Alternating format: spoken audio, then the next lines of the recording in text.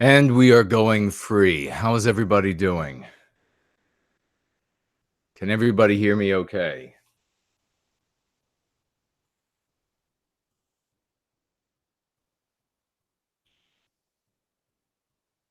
How many of you were just watching Tutar? And we're listening to that conversation with Roosh.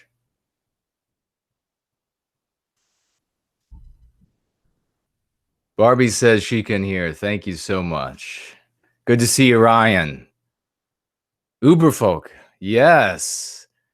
The magnificent band that is breaking out onto the scene with our good friend Kat, who performs magnificently. Of course, I'm in a song. I read in the beginning of a song that is called This Death. If you are unaware, you can find it in the first playlist on my channel. And everybody can hear me okay.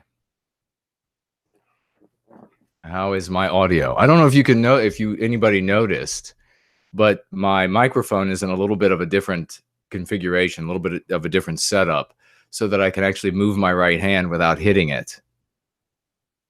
Which we'll see how that, I'll probably still end up hitting it. Ryan says he's always here. Great to see you. Jennifer, hello.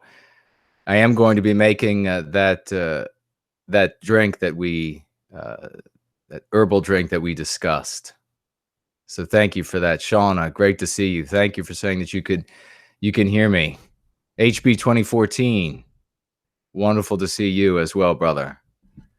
HB has given the admonition that I strongly endorse, that we all follow each other. We all follow each other on all of our different social media network platforms, so that we can stay abreast of each other's work, so that we can pass things around that are valuable. This is going to be, especially after these articles that have come out recently, detailing how strict and how really, I guess, the strictures of the oppression and the censorship have gotten just over the course of February. It has really gotten a lot worse. And so it's going to come down to us passing these videos, these live streams around to our circles of influence. But that's really only half the story if you think about it. And we're going to get, again, I'll just tell you that we're going to be shortly getting into, as you know, per the title of this, we're going to be getting into the hate, hoax, and hush crime discussion. I hope you all have watched it. Sitting Fool says, if you have no white guilt, and hit the thumbs up button. Well, absolutely. Yeah, so we're going to be discussing the hate, hoaxes, and hush crimes in a moment. And if anyone wants to comment and say anything about the Roosh interview and give their thoughts about that, I'll speak to that as well briefly. And also let me know about the microphone. Is this working out? Is it better than where it was before? As we work through, you know, the stream, let me know.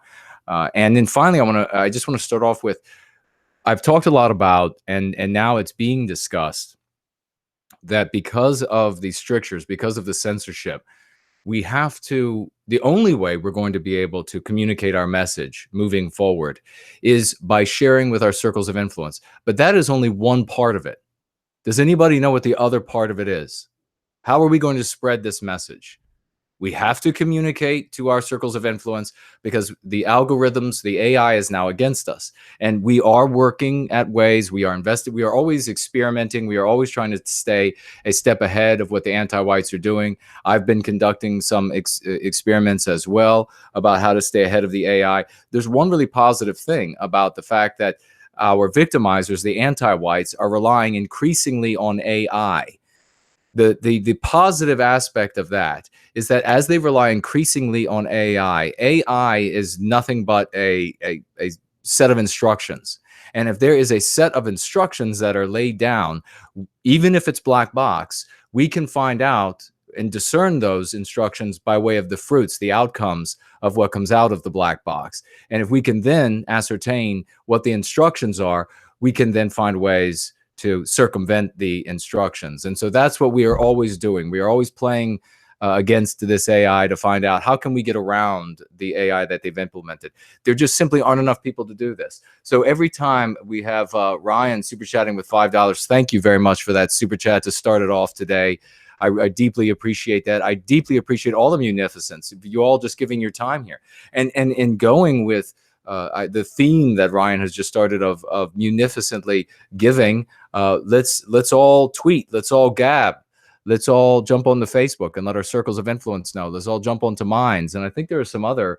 There are a couple others that I'm going to have to look into as well and get on, and you all should as well. A couple other of these networks that are growing.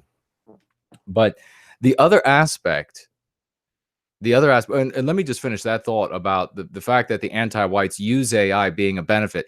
I know there's a lot of reason to be saturnine, or I know there are a lot of reasons to say, well, they're using these supercomputers that can defeat us in chess, and they're using these things now that we couldn't possibly hold the memory as a human being as what these machines are able to hold, and possibly implement all of the strategies that these machines are able to implement at a single time. And we couldn't possibly measure all of the things that the machines are able to measure.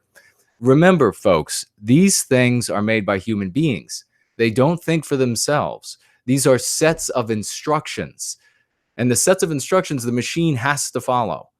That's all there is to it. So when the anti-whites implement some sort of AI to accomplish X, we can ascertain by way of this experimentation, by way of this testing, and then backing off what the AI has been programmed to do. And once we ascertain what the AI has been programmed to do, we can circumvent.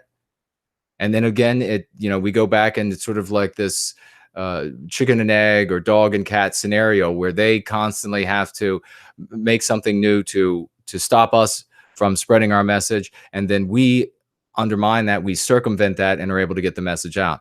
So one of the ways that we're able to get the message out is by spreading it to our circles of influence. So how do we spread to our circles of influence? And that, well, let me rephrase that. How do we magnify that, the spreading of that message by way of our circles of influence? Because we finally have gotten a lot of people to talk about that now, which is that we understand that we're under this extreme censorship, and we have to spread the message then to our circles of influence if the message is going to get out at all. But what's the other aspect? There's a huge aspect that people aren't talking about yet. Does anybody know what it is while I get a drink of coffee? Thank you. Tim Olson says it's his favorite YouTube channel.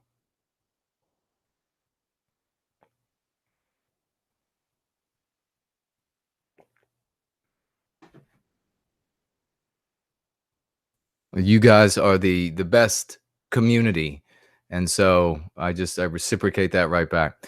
Well, the other aspect is that we have to expand our own circles of influence. What good is it going to do if we merely share these things with each other, with all of our circles of influence, but then we don't actively go out and expand our circles of influence? You have to be using your social media platforms. You have to set aside a day every 2 weeks, or a day every week, or an hour here or there to actively go onto your social media platforms and reach out to as many similarly minded people as you possibly can. Now, keep in mind that this is going to be a growing and pruning scenario. You are going to bring more people to your social media platforms, and then some of them are going to receive the message. They're going to hear this message about say this rejection of promoting interracial marriage, and they're going to run from that. That's going to scare them off. So be it. But the point is that you, as a member of this community, it's not enough to just be a passive audience. It's not enough to just be entertained, or not enough to just be cured or receive the antidote. It's simply not enough.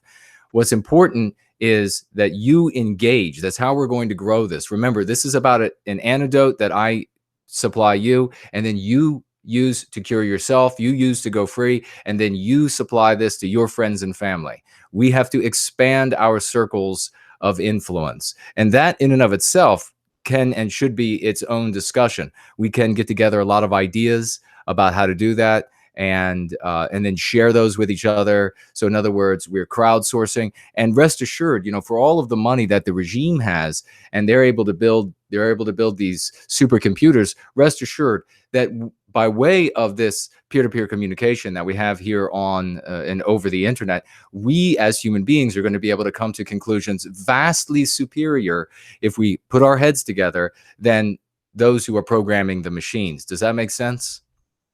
So we technically, I know they have the money, they're able to build the $5 million or the $10 million building that's sleek and the glass and beautiful glass on the building, and they're able to give the appearance that they have all of the domination, all of the control.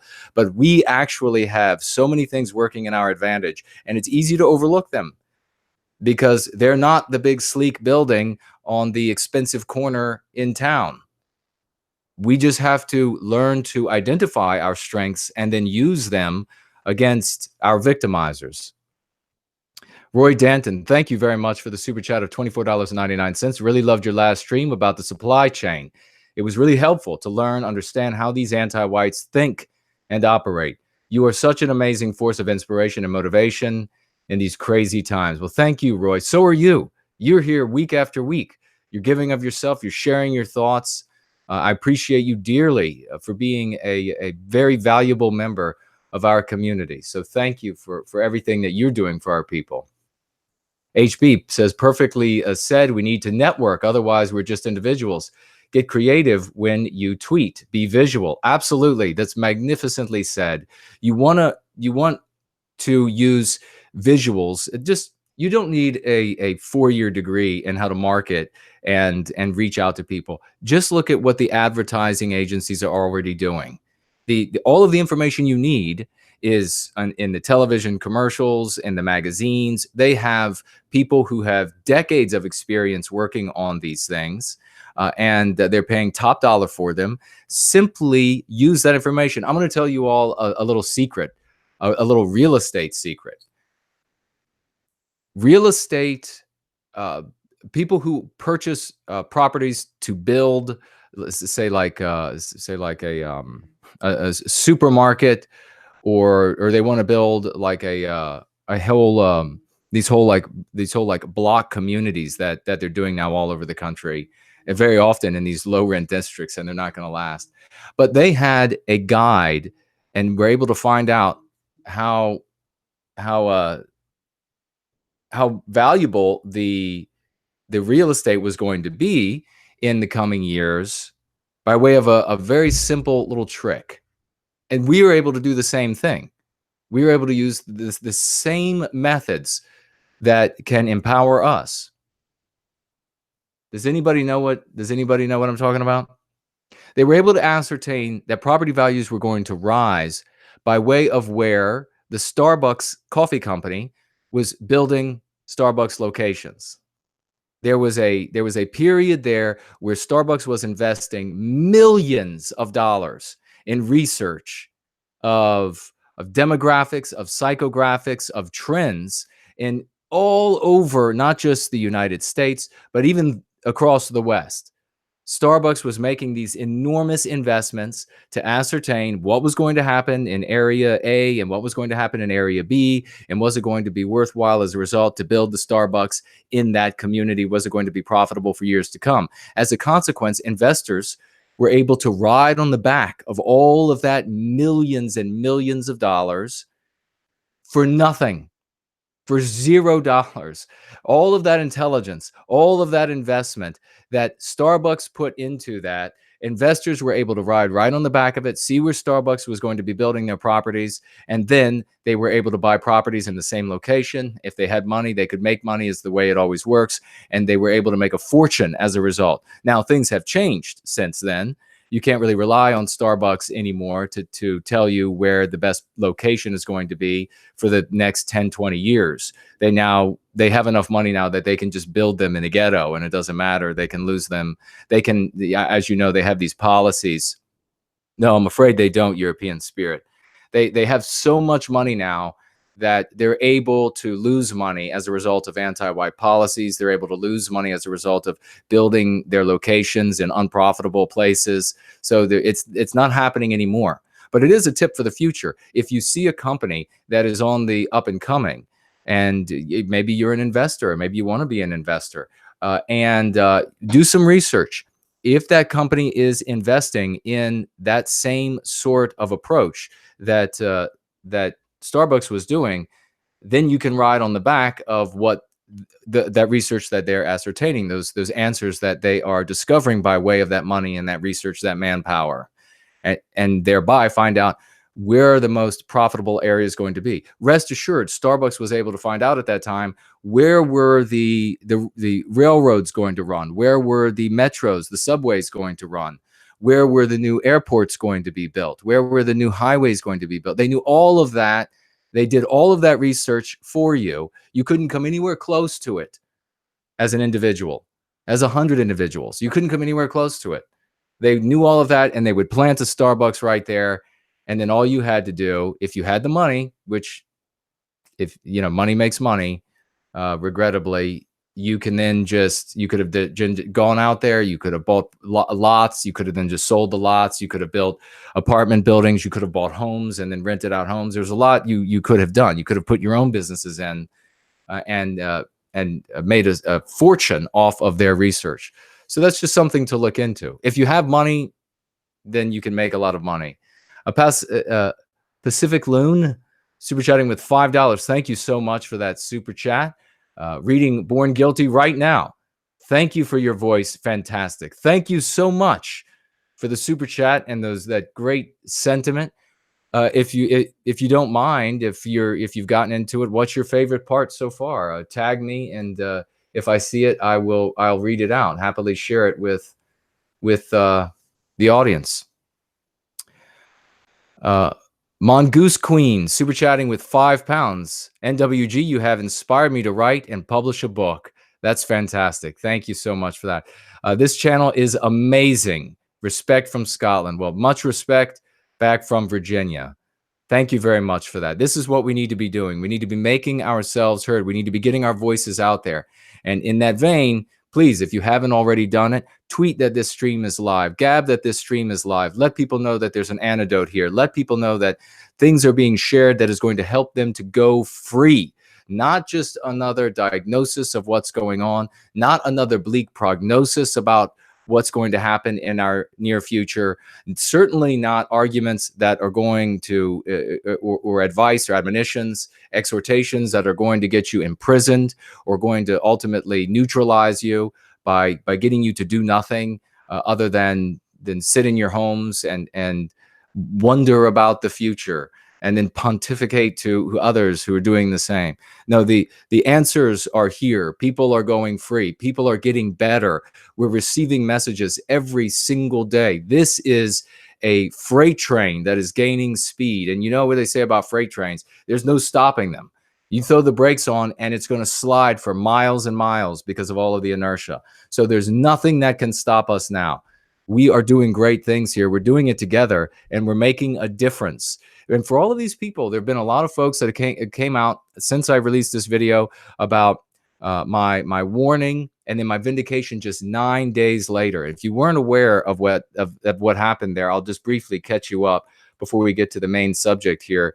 And that is that a couple weeks ago, I was on Tutar and I spoke out against the mindset of civil war. And then the reason why is because you cannot be on the mindset of believing that there's going to be in the near future. A lot of these people have moved the goalposts since I debunked their ideas and since I was vindicated. In every single thing I claimed on that Tutar was vindicated 9 days later. Just 9 days is all it took. So there are a lot of people now moving the goalposts. which is the logical fallacy, saying, oh, well, when we say civil war, yes, of course, yesterday they were saying that it was going to be probably before Trump was out of office, but definitely as soon as he was out of office, there was going to be a civil war. Now it's, well, at some point in the future, it's become totally nebulous. It's like global warming going to end the world. At some point, it's going to end the world. And so it's always out there in the distance. It's always like God, Armageddon is always at somewhere in the future. So what you've got to do now is hermit up.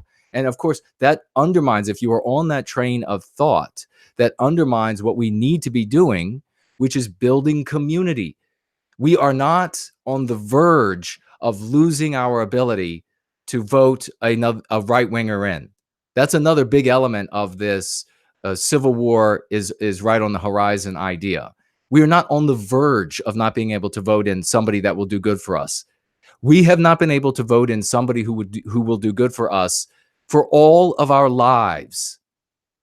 There hasn't been a politician that had a legitimate chance at winning who said, I'm going to serve us, and by us meant Western kind, the founding stock of this country, and then won the election and got into office and did that. So this is not about to happen. It hasn't been able to happen since before you and I and everybody listening has been alive. We haven't been able to make that happen.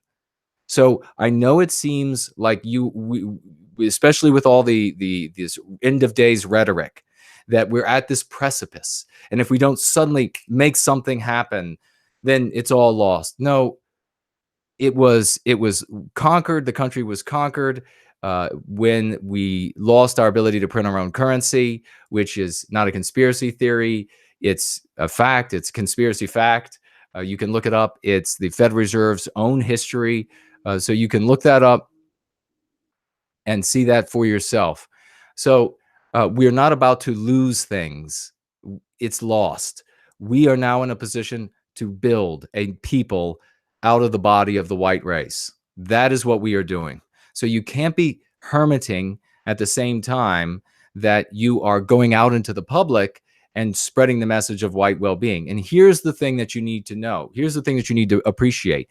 I was just talking with a gentleman who was talking about a brilliant man in the cause who was talking about his father sharing some material with a colleague of his. Now, that person, you never know what your what appears to be a little effort might do. That person might be the parent of someone who is maybe in their 20s now and who in 20 years' time is the head of the CIA or the head of the FBI. And that person is going to be serving white well-being. That is what I'm talking about when we talk about taking back our destiny. We're not talking about this straw man that these people keep trying to push on me. This idea that if you're not for civil war, then you have to be for democracy. You have to be for the vote. Absolutely not. It is a false dichotomy. And if you are allowing fools to lead you, then you're foolish. So drop this false dichotomy. It's not civil war or we're going to vote and rescue ourselves. That's not where we are. We are in a brand new territory. So don't allow yourself to be beguiled by these end of time scenarios, by these false dichotomies, and by these very silly and dangerous notions that you are going to be able to topple the United States. And as I showed with Hassan, he ended up being every single thing that I warned would happen. He thought he could plan. He thought he could plot. He thought he could prep to take on the United States. And what ended up happening? The United States was listening the entire time, and now he's going to go to jail for life. And how much, thank God, they got to this crazy guy. How much worse would it have been if he would have attempted to start his acts of terror, if he would have engaged in them, attacks on the food supply and the like? How much worse would that have been for us and our cause? What would have happened to people like me? What would have happened to people like you? What would it do for you and spreading white well-being at your work, with your friends, with your family members, if some guy who's ostensibly on your side just went and poisoned some food supply and killed a bunch of people? How strong is that going to make the arguments against us? Ryan Manley wrote he was 8 years old when he noticed the disrespect toward our people. You were well ahead of the curve. Well said. Sitting Fool, how do you feel about Captain Marvel controversy? Unfortunately, I don't know much. You'll have to catch me up on it. I see Jilly Storm says hello. Hello back to Jilly Storm, who is in the chat. Good to see you. Who else do we see in the chat? If you all, I see Sadinsky Lawson. Thank you for being here, brother. I see Laurel. Yeah, we probably will need some moderating. So thank you for being here. Amygdala. So go easy on the Civil War believers. The phony war is stressful, and the mind seeks some comfort and conjecture. I absolutely agree with that. And I want to say to everyone who has, because it is my absolute belief and my pushing that this is a movement of redemption. And I'm going to be talking, just a little hint to you all. I'm not going to tell you all what it is. I'm going to spring it on Jared and White Art Collective on Friday during TAP. I'm going to spring a subject on them that I finally think absolutely has to be broached within the cause. We have to make this change. So look for that on TAP. It does have to do with art, so it's going to fit perfectly. But saying that, this is a movement of redemption. And so I understand. I've met a lot of old timers who bought into this, and my heart could not go out to them, this idea that the end is near, and they've ended up wasting a lot of money. Folks, I'm going to tell you something. I'm going to tell you something really sad, something that's going to, this is dreadful. I know a couple of guys. I'll speak about one specifically. We'll call him Jack.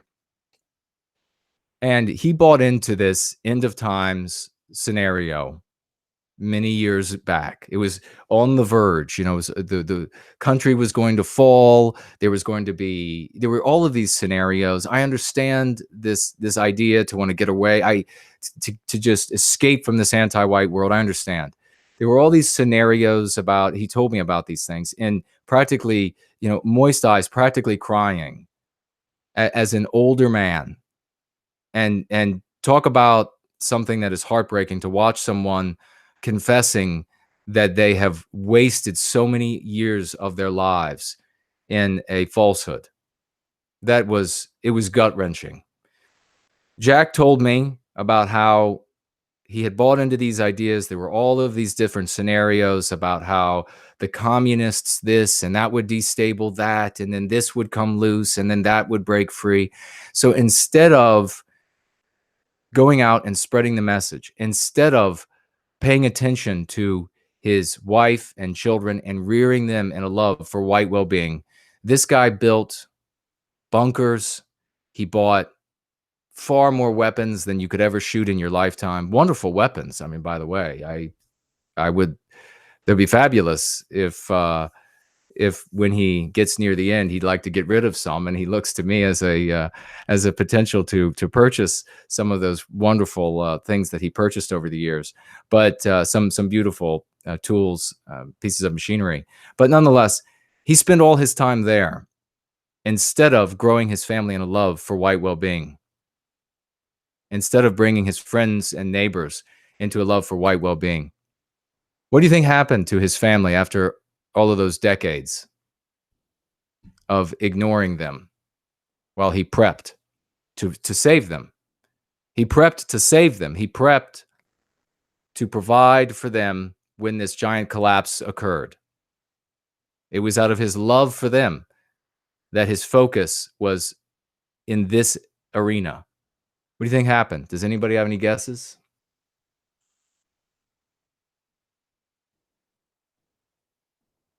No, different guy than Jilly Storm asks if Jack was the disintegrated toilet paper guy. No, that guy is still half of the mind that it's that it's about to, at least half of the mind, even though he's wasted all of that time and he's regretful of it, that things are always going to, on the verge of falling. Right. Jewel Citizen says, where Islam is, the conflict is never far away. Absolutely the case. Anybody have any ideas? Oh, they left him. Chloe says, they left him. Jesse says, not good at guessing. Nobody, wife left him. Sean says, divorced. Skoto says, nobody really wants to guess because we all kind of know, don't we? The daughters married anti-white or non-whites. The daughters of this white positive guy married non-whites. The sons hate him and they're anti-white. And the wife is not divorced, but they are separated. They're never going to be together again. So rather than rear his family in love for white well-being and focus on a message of healing, focus on a message of pride in our people, he focused on saving his family from this disintegration of society. And all along, his family was being infected with mean pathogens. And now they hate this old man, their father, their husband.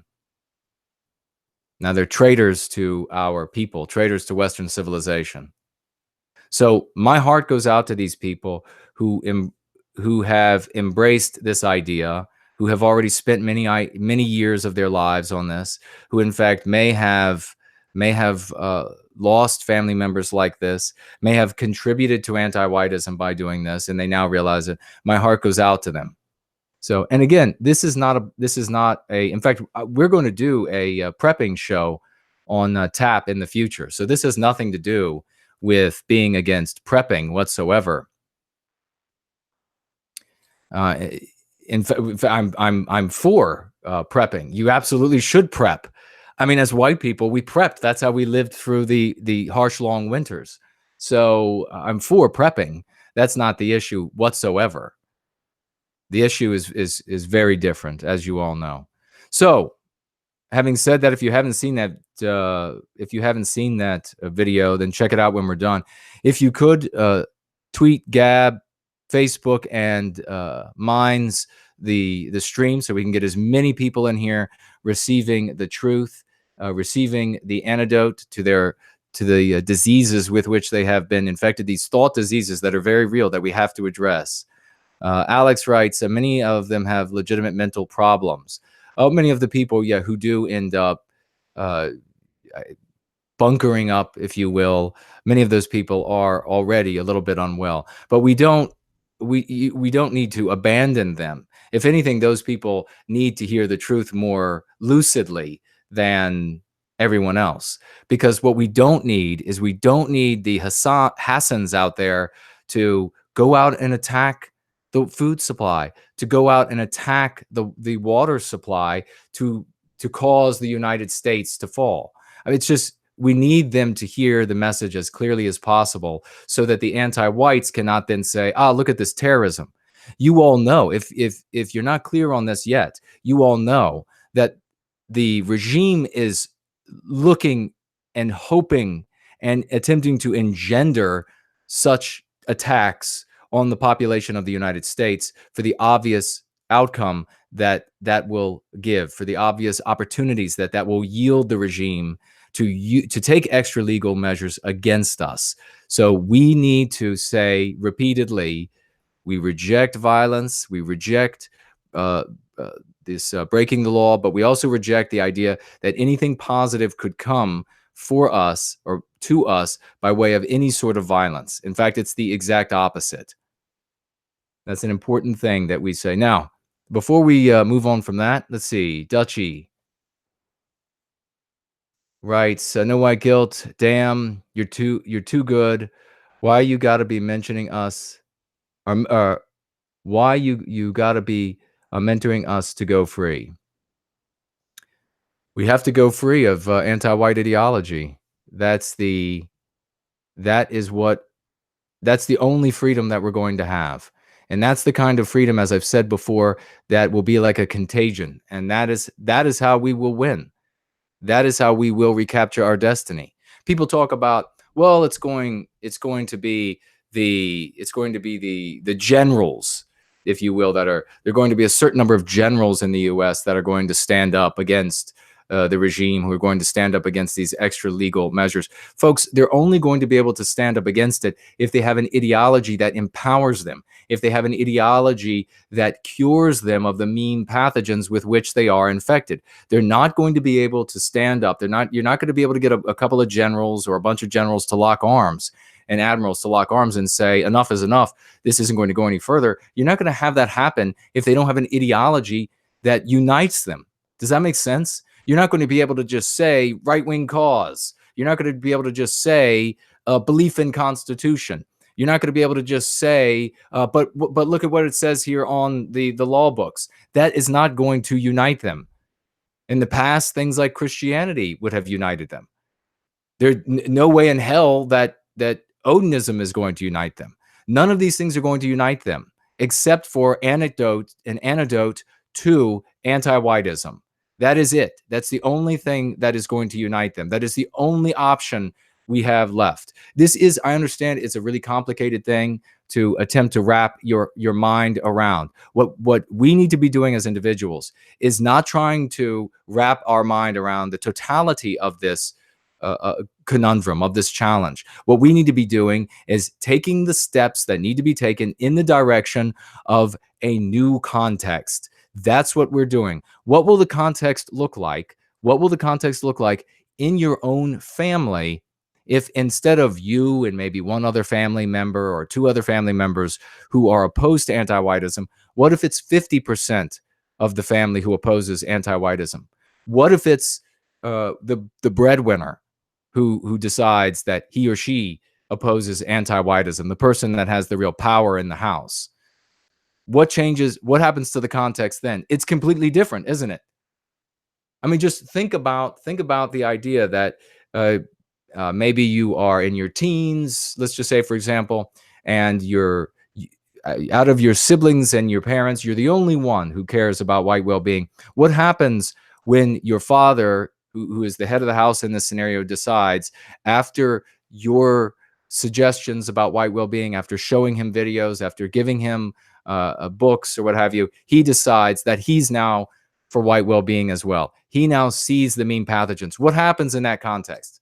Are you starting to get the picture of how we change the world? Are you starting to see how we change the world? You don't need a vote of democracy. You don't need the majority. You don't need a bunch of anti-white non-whites voting for white well-being, or a bunch of anti-white whites voting for white well-being to get there. The context can change very easily, very rapidly, by way of the method we're discussing here. And let me also just say, for those people who straw man me when they say that, oh, no white guilt says that there won't be there won't be any bloodshed or any violence. I've never said that there won't be any bloodshed or violence. I have no idea what the future holds. We can surely imagine that once we reach this new place where, and as I said before, the anti-whites, they'll know it when it's too late for them. When they reach that point where, oh my gosh, a bunch of the white people, a percentage of the white people that are working for us in the government are supportive of white well-being, it'll be too late for them at that point. Now, rest assured, those who actually hold the power are going to fight bloody tooth and claw all the way to the end. But how that plays out is not for us to answer now. What we have to do now is we have to be spreading the antidote. We have to be getting to our friends and family. We have to be spreading our circles of influence. And we have to be sharing this antidote, this going free, as far and widely as we can. You never know who it's going to end up with. Let's see. Intense Guy writes, when will the U.S. military no longer do missions that have no interests for whites globally? When? As soon as we regain and recapture our destiny. We have double X, or is that 20? How would you solve the South African problem?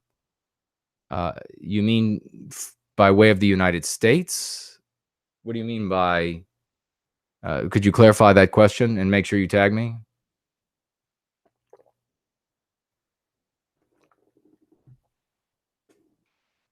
Christoph writes, you are so appreciated. I thank you for doing what you do. You have given my days a new layer of optimism and a sense of pride and charge toward the wellness of our people and victory. Thank you very much for that, Christoph. Thank you for being a member of our community. Michael writes, no white guilt knows what Solzhenitsyn knew.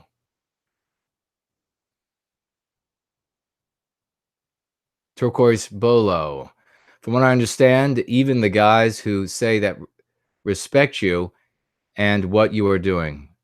Well, thank you. I respect, and I've said before, and I'll say again and again, that everyone who serves white well-being and does so with the same morality that I do, what else they think in other areas of their lives, what else they do in other areas of their lives, I make no comment to that. I could reject whatever else they're doing, but when it comes to their service to white well-being, if it accords with my morality, then I support them and what they're doing in that sphere. So, you know, if elsewhere they're not, you know, they go a little awry, maybe they do think that the United States is weak or something like this, then that's for them to think. But I respect them in their service to white well-being as well. Verbo Tempestus writes, keep up the good work, my friend. Thank you, and you do the same. You're doing great work over there. Brandon, we can save the boar through Living Life 2019 channel. Is that's a channel? I don't know what it is. Some people have written about Loving Life 2019 is what Brandon writes. Some people have asked about South Africa and what happened there. And they do that again as a straw man argument against me, because they try to say, well, it's either going to be this false dichotomy. It's either war or it's voting. It can't be anything else. And perhaps for some of those people, it's just it's a lack of vision. You know, they can't see that it could be something else, when in fact it is something else. This is going to be one of those things, I guarantee you, that once we make it happen, once it's happening, everybody who said, oh, it couldn't be done, everybody who said that it was either this false dichotomy, either you're going to vote your way out or it's going to be war on the way out, everybody's going to say, all of those folks are going to say, well, of course, yeah, it went that way that no white guilt said. Of course it was good. That was the only way it could work. And none of them will come back to apologize. Rest assured. Like everybody who objected to my use of anti-white and anti-whiteism, those people haven't come back and say they know who they are. People I had arguments with over the years, they never came back to me and said, well, I changed. I really want to apologize after those arguments. So let's see. Intense Guy. Think I'm the only white South African here today. The government is going to start taking land from whites here soon without paying the Afrikaners. Previously stated that equals war. No, my friend. What they were doing long ago, 10 years ago, 20 years ago, equates to war. Not just what's happening now, not just this theft of land. What the anti-white government has been doing, even when the whites were ostensibly in charge of South Africa, that was an anti-white government, because they took everything away from our people. That government wasn't serving our people. What South Africa needed is the same thing that we need today in the rest of the West, which is an ideological formulation that cures us of the mean pathogens with which we are infected. If you continue to believe that you are morally reprehensible for fighting for the well-being of your people, it doesn't matter what flag you post. It doesn't matter what is written in a law book. It doesn't matter if you call yourself a nationalist. None of that matters. As a white person, you won't be able to muster the intestinal fortitude to be able to fight for our people if you think you are morally and your position is morally reprehensible. We have to overcome that. If we do not address this with psychology and culture, there isn't a chance. All of this talk about nationalism, all of this talk about the laws, all of this talk about writing new constitutions on steroids is superfluous and meaningless relative to whether or not we perceive ourselves as moral in this equation or immoral in this equation. We have to get beyond this. Wave all the flags you want. You know, I sometimes get really, over the years, I get pretty darn vexed about seeing just like a new movement after new movement garnering people's attention, and they make a new flag and they make a new list of points or precepts that they believe in, and then they say this is going to be the only way to go. Don't listen to anybody else. This has got to be, and it's the same old rehashing of the same thing, the same repackaging of the same losing ideas. I know this is novel. I know this is uncomfortable and unusual because it hasn't come before, hasn't been done before. But that is where we are. We are in uncharted territory. We need a new program, and we have one with Going Free. That is what the white South Africans need. That's what our brothers and sisters in South Africa need today. They need this formula to go free. That is what our brothers and sisters in Germany need. That is what they need in France. That is what they need in the Netherlands. That is what they need in Canada. That is what they need in Australia, in the US, everywhere else. That is what we need. We need to go free of these mean pathogens so that we can then throw up a flag and fight and die for it. I mean, how much evidence do you really need? How many flags need to be unfurled? How many new names for new groups need to be written on banners and fail before you realize that that's simply not going to work anymore, ladies and gentlemen? It just doesn't work if you think that you are in the wrong, if you're not sure that you are 100% in the right. So we have to get to the hate hoaxing and the hush crime. I'm going to pour myself some more coffee. While I do, if you all could please tweet Gab, Minds, and Facebook. I almost committed a spoonerism and united the names of those two. I got a couple of any ideas that you all have. Oh, also, while I check a couple of these notes here, also, if you all you wanted to make have any questions or wanted to talk at all about Roosh appearing on Tutar and that conversation there, let's talk about that as well, if you'd like to. I mean, ultimately, what it comes down to with Roosh is the question that I asked him: what is Roosh doing? Roosh has a very bleak prognosis for Western civilization, and the reason why he has a bleak prognosis is because he's in the old mindset. He can't be blamed for that. This is what we're doing. You all, I, Jared George, we are on the cutting edge. We are the absolute vanguard of a brand new set of ideas, a brand new approach to the liberation of Western kind. And some of you are underestimating the importance of the role that you play in this, the courage that you demonstrate by being willing to be on the cutting edge. It's not easy. Rest assured that when all of these different companies, all of these things these products, for example, that you take for granted in your life, at some point they were brand new ideas, and the people or the person who came up with the idea, everyone around them said, no, it can't work. No, it's not going to happen.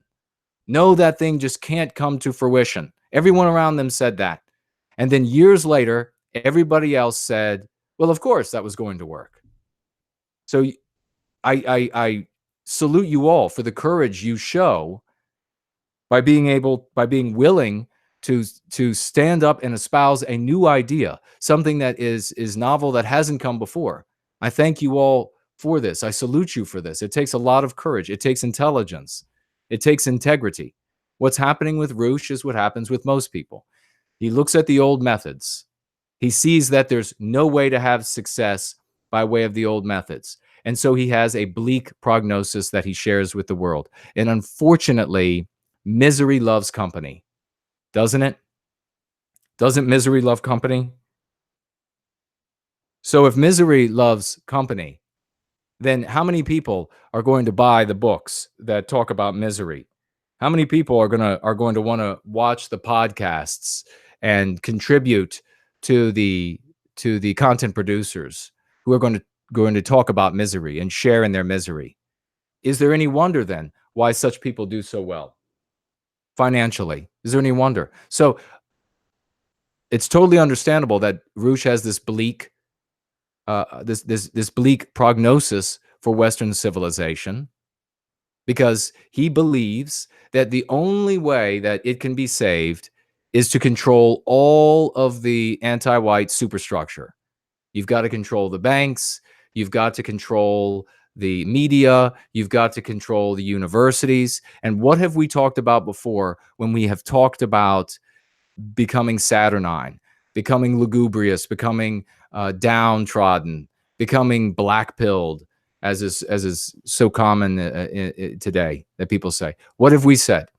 Setting these goals for yourself, or these challenges, if you will, for success, for victory, that are impossible to achieve. That is the fastest way to become black-pilled, because you just want to give up. There's no way to take all of those things over. So you just give up. I guess you just give up because never in human history has a people ever lived inside the body of another people, has a people ever lived inside a host population that controlled the government and the destiny. That's never happened before. People have never done that and then taken control of those societies. That's never happened, right? Right.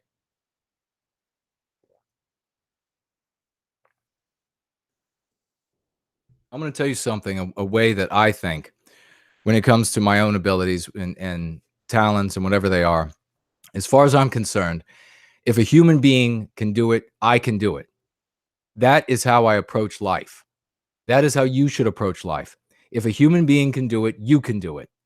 That is how we have to think as a people. If a people out there has been able to live in the body of other peoples, has been able to live inside the borders of countries that they did not control, and in fact came to control, or the countries that they formerly did not control. If another people can do that, if other peoples can do that, we can do that. And we can do it in a lightning speed. We can do it in ways that will make everyone else tremble at the rate of our success. That is how you have to think. So, no, you don't need to take over the superstructure. You don't need to control the banks. You don't need to control the media tomorrow. You don't need to control all aspects of communication tomorrow in order to do this. That is actually a very simplistic mindset. And I understand the willingness to want to go there. I understand that desire to say, God, I wish there could be this simple answer. Since there isn't this simple answer, since we just cannot take control of these heights in our society overnight, then we just have to give up. I understand that desire to do that. But ladies and gentlemen, we have to be adults. It's okay to feel down. It's okay to get depressed, but it is never okay to give up hope. It is never okay to say that nothing can be done. And if you're of that mindset, then you need to go away until you can get better. You can get better in your head and then come back. This is going to be a hell of a fight spreading this message. It's going to take a lot of work. It's going to require that you get out there and talk to your family members and put the leaflets in the magazines and in the books at libraries and bookstores. And it's going to require all of that. Posting stickers, posting in comment section. It's going to require all of that. But we are going to win because of it. We are going to recapture our destiny because of it. We are going to be heroes because of it. If it was easy, you'd have nothing to prove. So essentially, what Roosh ends up doing is he ends up speaking in his books from what I can understand, and he can correct me if I'm wrong. You all can correct me if I'm wrong. But it appears from my cursory observation and my 2-hour discussion with him just now that he essentially identifies and commiserates in this misery loves company atmosphere, which is economically is a powerful personal income model. I mean, ultimately, if you want to chat with people who have failed, you're going to have a big audience. And if you can do it in a way that is personable, if you can do it in a way that is compelling, then a lot of people are going to want to come and listen to you, commiserate their failures with them, and identify with them. And that, as I say, that is a powerful economic model. I mean, with uh, my abilities, whatever they may be, if I wanted to do that, I could have a stream and make, good God, I could make Sargon kind of dollars describing all of the different ways that we lose. Is that what we should be doing? Is that what heroes do? Is that what Western kind does? We sit around and we commiserate about all the ways that we have lost. If I cursed on the stream, I would insert some right there. Hell no, that's not what we do. No, we find the answers. We do the tough job. We get up when we haven't had enough sleep. We work our asses off and we win. We built Western civilization and we will take it back. Okay, Roy Danton, super chatting. Most powerful tool that we have is the creative and spiritual mind of the Aryan people. Only the power of our ideas can save us. Amen, Roy. Very well said. Appleseed, let them slaughter you, but you have the moral high ground. Let them slaughter me, but I have the moral high ground. Okay, that that makes sense. Obviously, I mean, this is the straw manning argument again. You won't defend yourself. You're not going to prep, and so therefore you're just going to lie down and let them slaughter you. It's preposterous. If the context changes and they, like I predicted when I was in junior high school, that at some point the anti-whites will begin voting away your property in this country. And we see the property being voted away in South Africa. The same potential exists for us. That's not happening. But if that does happen, if they start coming to take everything away, then we have a new context in which we will make new plans. I've already said that we are for prepping. We're going to be doing a show on prepping.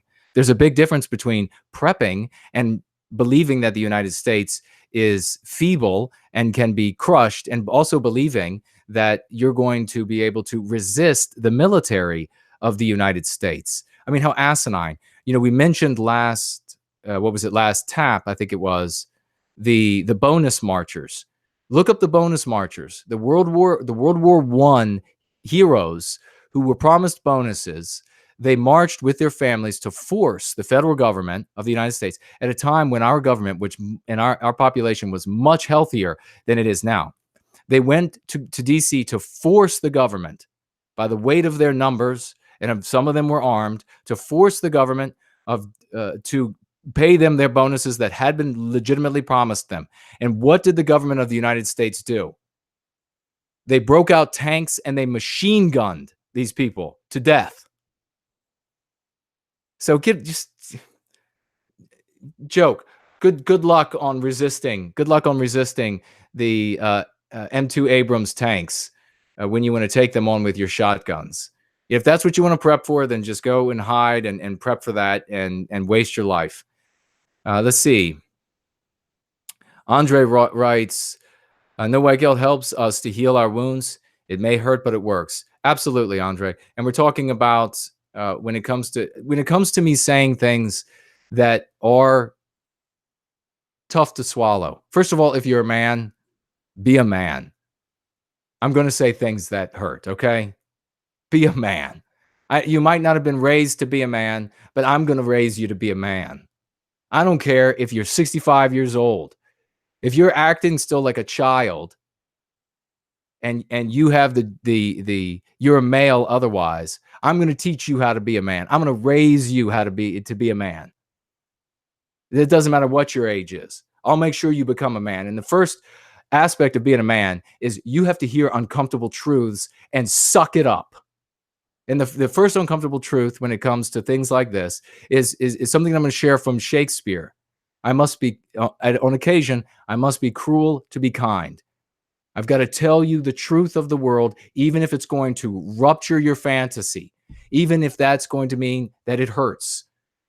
And then I want you to be a man, and I want you to reflect, and I want you to come back stronger than you were before. Now, if you're a woman, I can understand that some of this might be a little tougher to stomach at first, but in fact, in a sad reality, a lot of the ladies are able to identify a real man and then adopt the message when they hear it and say, that he's behaving like an actual man. I'm going to adopt it, that messaging. And so they're able to adopt it quicker than a lot of the males in our society because they're stuck in little boy land. So if you're going to stick with no white guilt, you're going to be raised to be a man. Machiavellius, super chatting $1.99. We will win for sure. Amen. We absolutely are going to win. Nothing will stop us. Bill O'Hora, super chatting with $5. Jason, how do you think we can most effectively help the white South Africans prevent any more murders of whites and get them refugee status? That's a great question. I know a lot of people who are working on that. And that's something that with my organizational entity, I would like to dedicate a lot of time to, is ways in which we can save our brothers and sisters, not only in South Africa, but in other areas where they're being harmed. I mean, there are areas in Greece, there are areas in Italy, there are areas all over Germany where there are France, where there are poor white people who cannot get away. There are areas all over the United States where there are poor white people, our brothers and sisters, who cannot get away from the anti-white destruction of their communities. And they are locked in these environments, surrounded by anti-white non-whites who want to rape them, who want to murder them, who want to harm them. We need to be able to reach out and help them. So in South Africa, yes, we need to be able to get to them. In our own countries, wherever that may be, we need to be able to get to them as well. These are questions that we absolutely have to be working on. Now, when it comes to refugee status, the United States might not be the best answer for our brothers and sisters in South Africa, because the United States is so robustly controlled by anti-whites, and they want to see our people exterminated. They want to see white erasure in South Africa, which, folks, they'll blame on us, rest assured. If you've been following my doctrine at all, you know that once they achieve white erasure in South Africa, they'll blame it on us. Once white erasure happens in South Africa, in Rhodesia, and the non-white peoples there begin to plummet in their health and in their infant mortality and in their lifespan, we will be blamed. It won't matter what the facts are, and they will make what? They will make what? They will make very clever arguments about why we are at fault for those things. Remember, if there's an anti-white conclusion, you reject it. No matter how moralized it is, sentimentalized it is, intellectualized it is, if there's an anti-white conclusion, you simply reject it. That's the end of the conversation. Turquoise writes, Roosh doesn't care about us. Honestly, he loves Roosh. I'm not worried about him. He's sometimes right, but he advocates taking advantage of white women. Well, that's what I heard, this thing about taking advantage of white women. And I've talked about this before when it comes to these pickup artists. Now, this is something that I think Roosh perhaps is disclaiming now, that he's not of that mindset. Just in fairness to him, I don't know exactly where he is on that, but I think he's disclaiming what he used to advocate. But these pickup artists, they don't teach young men how to have the success that the pretty-faced guys have by way of faking faux confidence by way of saying certain lines, by way of insulting the women. All that they really end up teaching the guys, the ones that have success, is how to identify injured women and then prey upon them.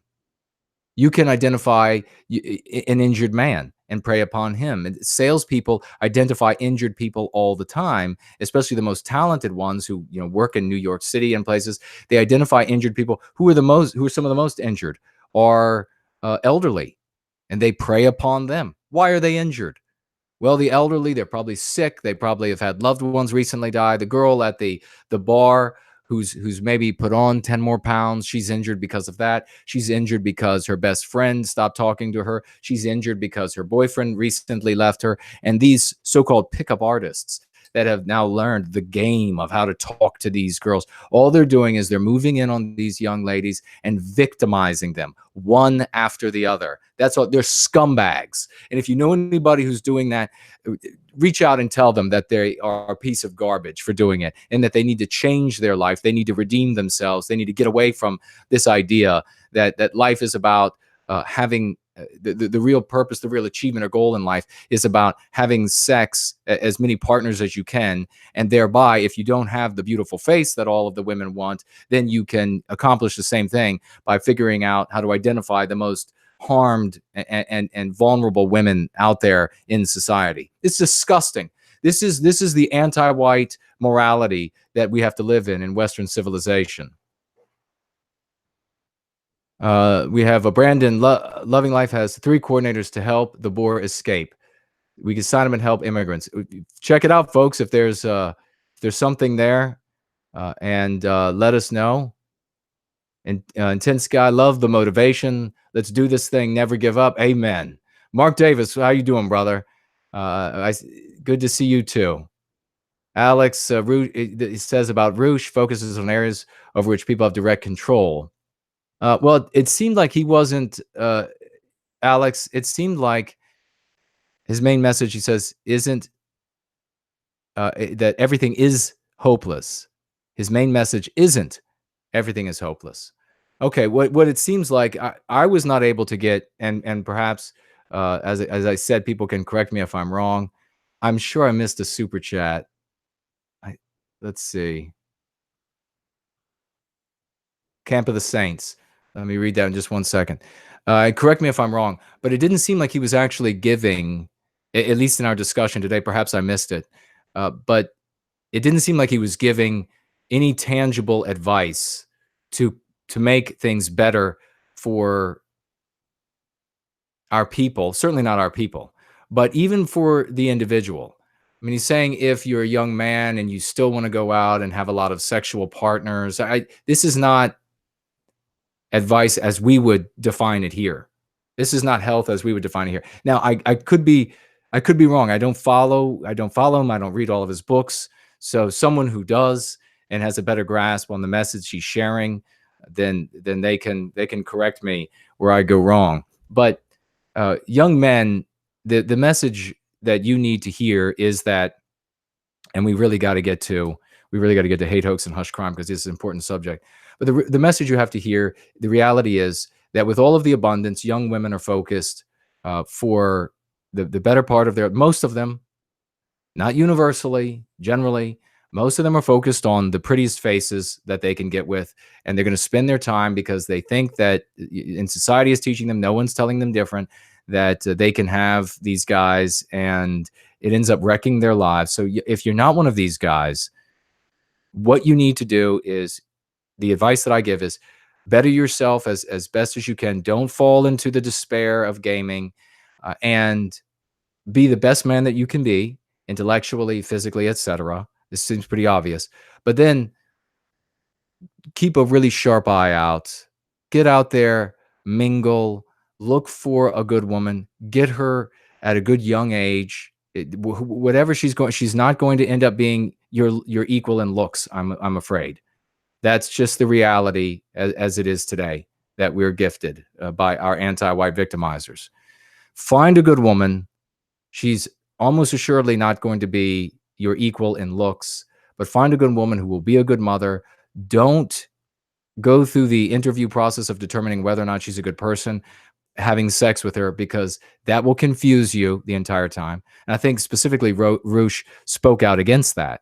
The genie's out, is out of the bottle. The sex thing before marriage. This is not about these absolutes. It's not about never having sex with a woman until you get married. That's not what I'm saying. I haven't said that anywhere. What I'm saying is there's going to be a period where you have to interview these young ladies to find out which one will make a good wife and mother. When you are in that interview process, let this be a however long it takes. I mean, it could be 6 months. It could be a year. I don't know. How long is it going to take for you to decide that you're going to be able to see her in under good conditions, under stress, etc.? Make sure you know that before you start having sex.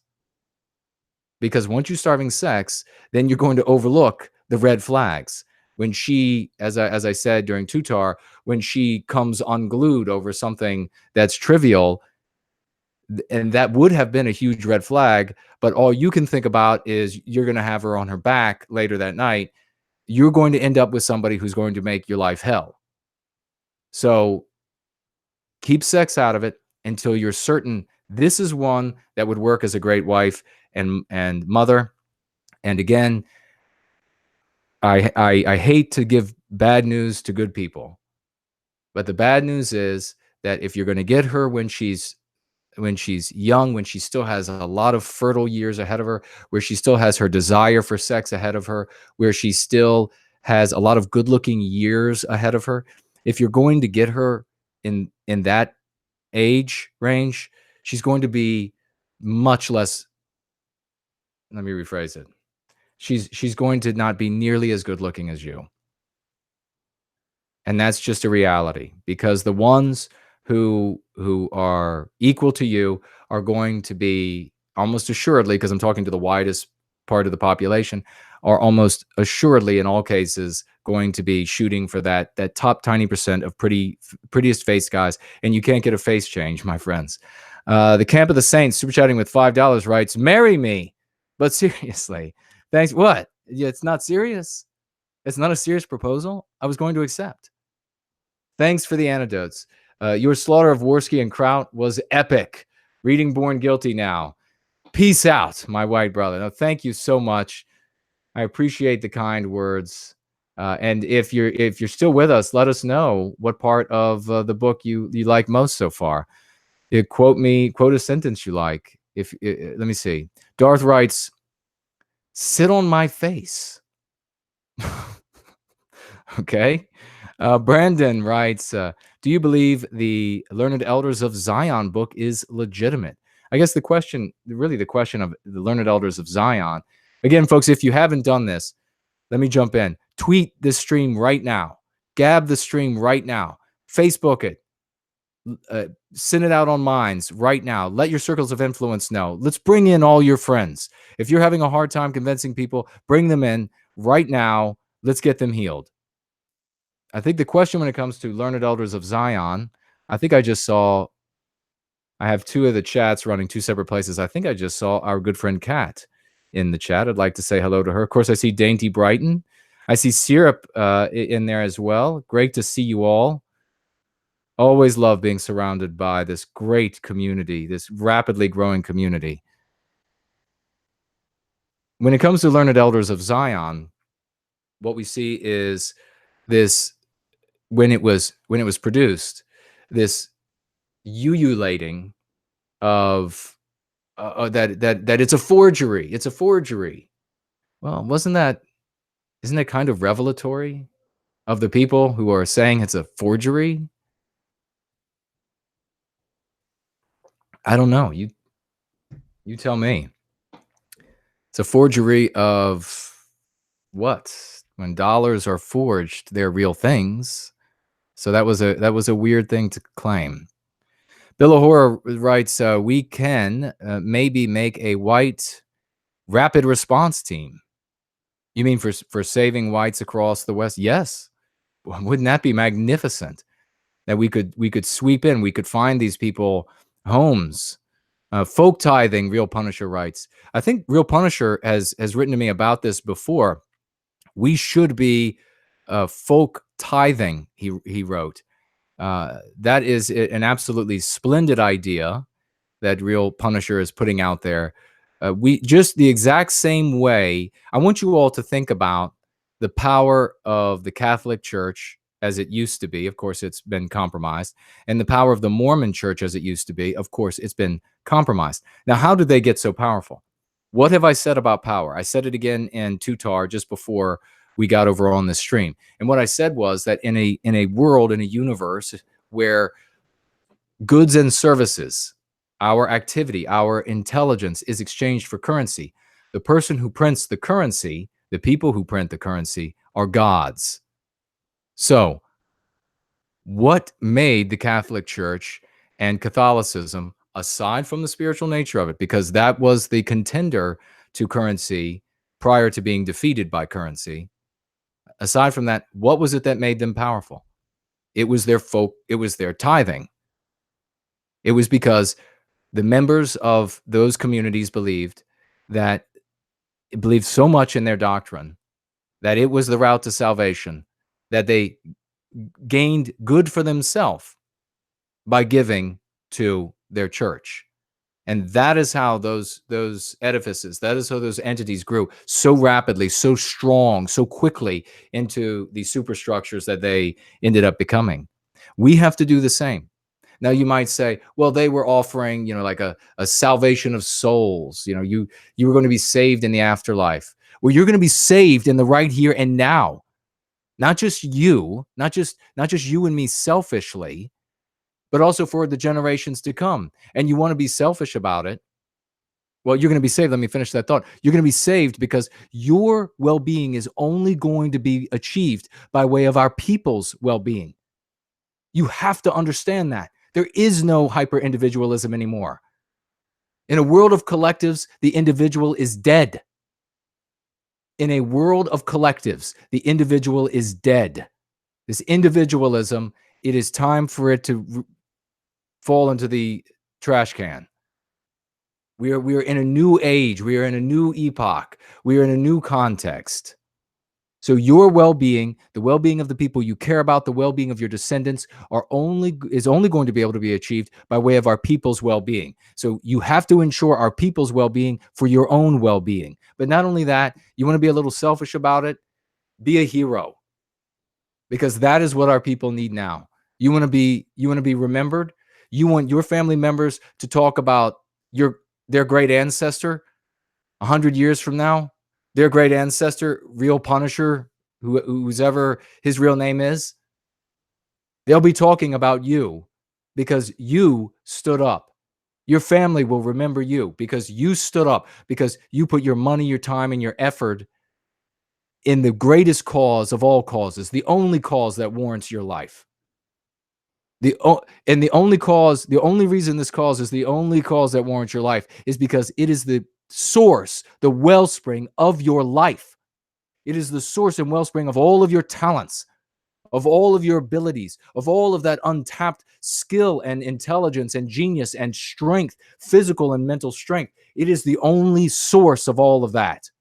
If you give yourself to the source, you have potential. If you give yourself to our source, you have a chance. Syrup super chatted. Let me find where that is.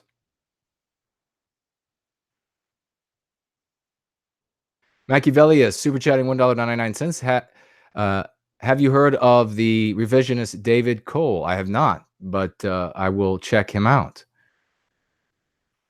Where is my good friend Syrup's super chat? I know I saw it. Syrup super chatting with £5.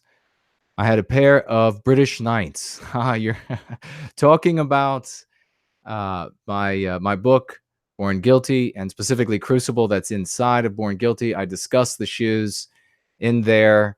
They were, I will give you all just a little piece of information. They were shoes that were coveted by the non-whites in the United States, in the area in which I lived. And if you, they wouldn't tie them. They put like these little knots on them so that they would slip on and slip off very easily. Many of them had these very gaudy designs. And very often, if you bumped them or in the hallway bumped these people who were wearing these things, these non-whites who were wearing these things, they would immediately go to punching you in the face because you could have scuffed their BKs. And so you can look to Crucible to see a story about that.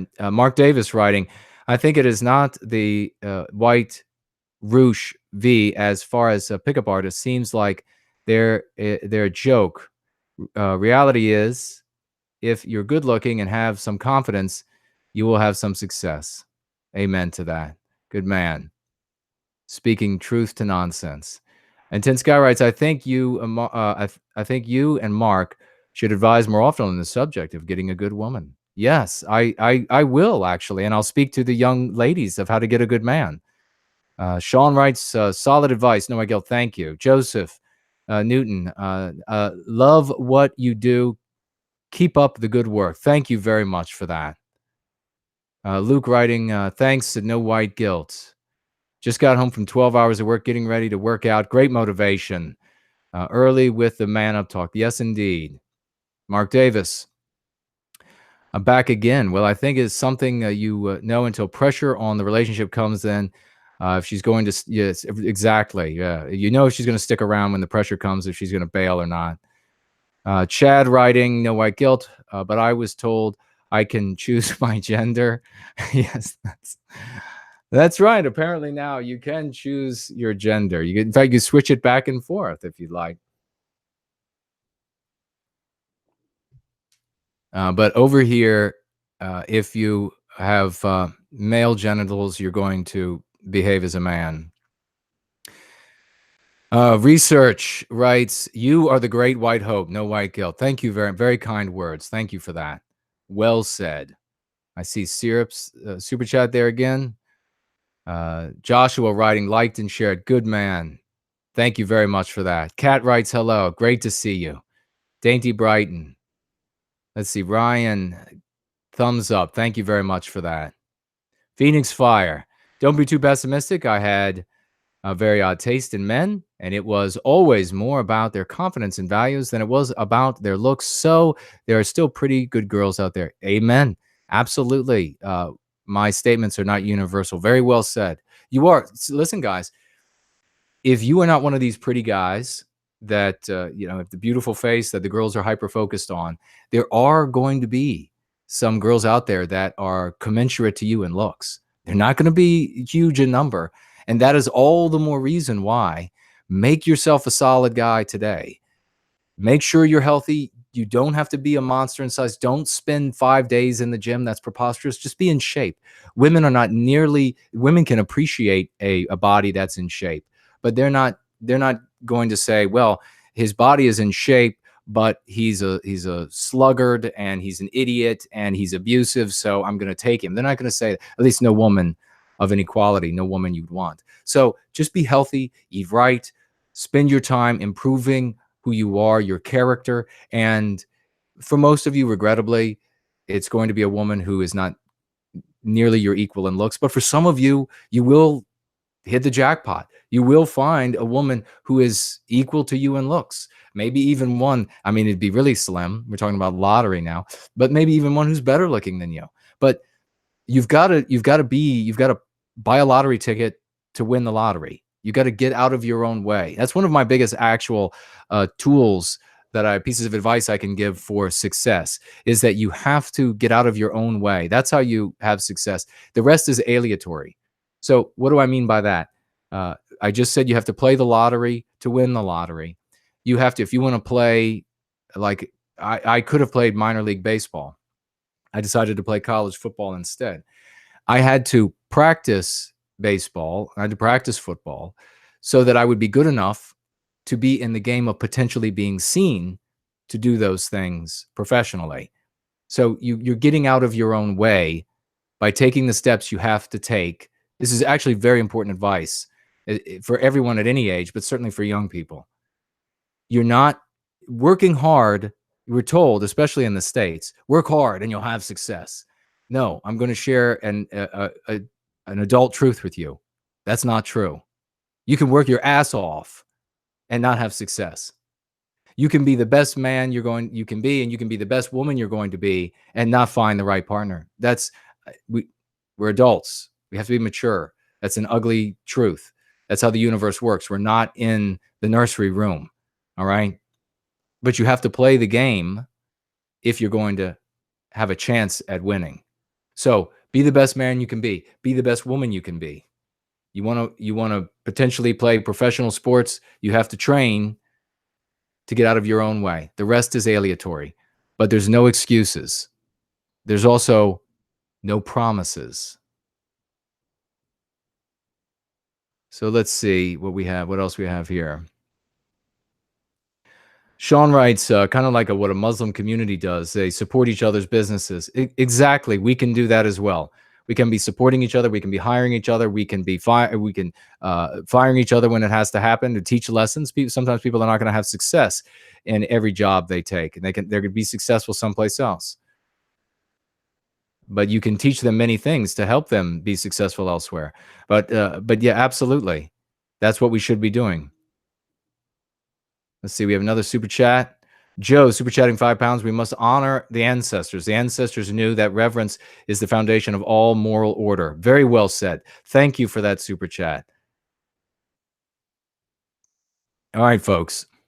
Let's get on to hate, hoax, and hush crime. Did you all watch the video? What is a hate hoax? What is a hush crime? Does anybody want to jump in? Hate hoax is, as I said in the video, any covert act committed by an anti-white in the guise of a white person or people designed to, quote, prove the anti-white narrative.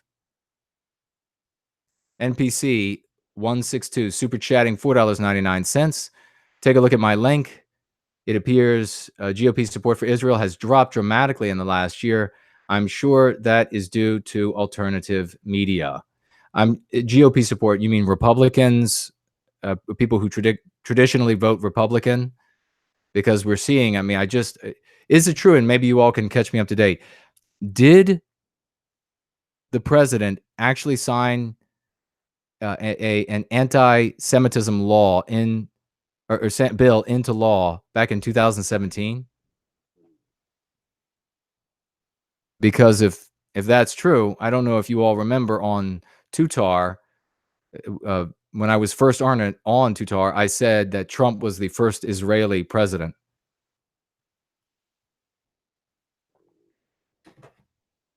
I mean, it may have taken longer for what I said to end up being the truth when it revealed when it came to that than it did when I talked about Hassan, and only 9 days later when it came to civil war that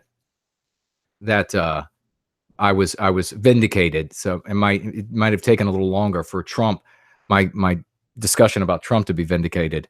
But if it's now against the law to criticize people of Jewish descent, then that would certainly prove my position. Fred P., unlike anti-white, it appears that these terms would need explaining to people who haven't encountered them before. How does that impact their power and usability? Great, absolutely great question, Fred. Very well stated. Yes, it will take a moment of explanation, but as soon as you name it, it's very easily understood. As soon as you use these terms, and if the person says, well, what is that? What is a hate hoax? It's very easy to give an example, to say exactly, well, that is when an anti-white person commits, just like I say here, commits some sort of act in the guise of a white person or people to prove anti-whiteism. Once you tell them that and you've named a hate hoax, you just delegitimize not only every hate hoax. This is the power of this. This is why I need you all and myself to use hate hoax and hush crime as much as possible, because the hate hoaxes are currently extremely powerful for anti-whiteism. Every time that an anti-white commits a hate hoax, it is written in the sky. It is written in the stars for us to see by the anti-whites. And then when it is revealed indeed that it was a hoax, it's buried underfoot. And then the anti-whites cite it, as I say in the video. They end up citing it in their essays from elementary school all the way up through university, in their doctoral theses, that it ends up being cited in law. So we have to get this term, and we'll start with hate hoax. We have to get this out into the population. We have to use it as often as possible. Make a point of it this week to use hate hoax and hush crime, even if you have to work it in a way that seems clumsy. Work it into conversations with people. Get used to using hate hoax and hush crime. That way, the next time, if you look back, you can see the videos I did on that Air Force general, that anti-white Air Force general, when that black anti-white Air Force cadet was clearly, again, exactly what I said was happening, happened. Exactly what I said. I said, what most likely happened here, and you can go back and watch the videos, for God's sake. Who are you going to trust? How many times do the things that I say are going to happen a certain way? And that's exactly what happens. I mean, do you think I have a phone line to psychic friends? This is logic. I know the future because of the program that I'm sharing with you. I know the future because I understand the world as it is. I can predict the future accurately, whether it's 9 days out and going to happen, or whether it's 9 years out and going to happen, because I know human nature. I know anti-whiteism. I'm teaching you these things, and you will be able to do it. It doesn't take any special skills. It takes an ability to learn. It takes an ability to set oneself in a place, and this is what I did, where you had to humble yourself and you had to say, okay, what's actually happening in the world? Let me reevaluate things wherever my previous assumptions have gone awry. That's what I've had to do. Now, I've done all of that for you. You don't have to do it for every case. You can take all of the things that I have learned for yourself and then have much fewer things to learn on your own. Far fewer times that you'll have to submit yourself and say, wow, I was wrong there. Let me readjust. Exactly what I said in that Air Force case. You had the entire media went nuts. You had this bitch of a general get up, call all of the cadets out in front and talk about how evil it is to be anti-white. I mean, to be a racist. And he was being anti-white. How evil it is to not believe in this anti-white doctrine. How wrong you are to not believe in this anti-white doctrine. How immoral you are if you don't believe in it. He called them all for it. And what was that but a public shaming for the white race? That wasn't just intended for the cadets. Don't be foolish. That was a throwback to Soviet era doctrine and application of brainwashing. That was taking the entire white race, all of Western kind, and saying, shame on you. Feel guilty, be white guilted. That's what it was. He knew it was all going to be broadcasted on television, and it was. That was a public trial, an execution at the end. The condemnation of Western kind and an execution at the end. You are the people who are guilty. You are the people who are wrong. And what did I say? I called it for what it was. It was a show trial, a Soviet-style anti-white show trial, which is what it was, by this ballless wonder of a general, this dirtbag. And supposedly all these losers out there, they just love this dirtbag, this anti-white dirtbag. This show, and he never apologized. That's why I still call him a dirtbag today. He didn't call all the cadets out again. He didn't call them out all again and say, I made a fool of myself, and I want to apologize to the white race for condemning all of them. And how does he do that? Because a hate hoax draws the noose of suspicion around the throats of all white people. Does that make sense? A hate hoax draws the noose of suspicion around the throats of all white people. It has nothing to do with a potential white perpetrator of some crime. It has everything to do with using the opportunity to, quote, prove the anti-white narrative and to condemn you in the process, to white guilt you in the process. That's the purpose of a hate hoax. So exactly what I said happened. I speculated there's a non-white cadet who's getting washed out because of his grades, his or her grades. So so ashamed of what his or her family was going to think of him or her, of being washed out of the program, wanting to quit the program before the actual axe came down, so that it looks like, oh no, it wasn't because I was washing out. It was because they're all racist there. He or she committed this hate hoax. And sure as shit, that's exactly what happened. And then General Anti-White of the Air Force didn't come back out and apologize. In fact, he went out on media and doubled down. It's what we see all the time. There was a black guy, an anti-white black guy that traveled the country for years. I can't remember his name. For years, maybe somebody can look him up. Traveled the country for years. I think he claimed to be from Georgia, or he was from Georgia. He traveled the country for years, going to universities, telling probably what ended up hundreds of thousands of white people a lie about his uncle's lynching in front of him. When he was a boy, the Klan came to his house. He told this gut-wrenching tale. And they dragged his poor, innocent uncle out of the house in the middle of the night in front of the whole family. And then they beat him in front of the family. And the family just had to watch their loved one being beaten to death. And then, before he was actually dead, they threw a rope around his neck and they dragged him up a tree. And while he was kicking in the tree, they then set him on fire. The evil white race. You all are white guilted now. And then what ended up happening? After telling that story to hundreds of thousands of white college graduates who now sit in these entities, these entities of social control, and who have this locked in their mind as though this was something that was real, he confessed it was a lie. Law enforcement from the area demanded all of these years for the proof that it had happened, that they had researched, and there was never any proof. And he finally admitted that it had all been a lie. But his excuse? Everybody knew that happened anyhow. So that's why he could lie.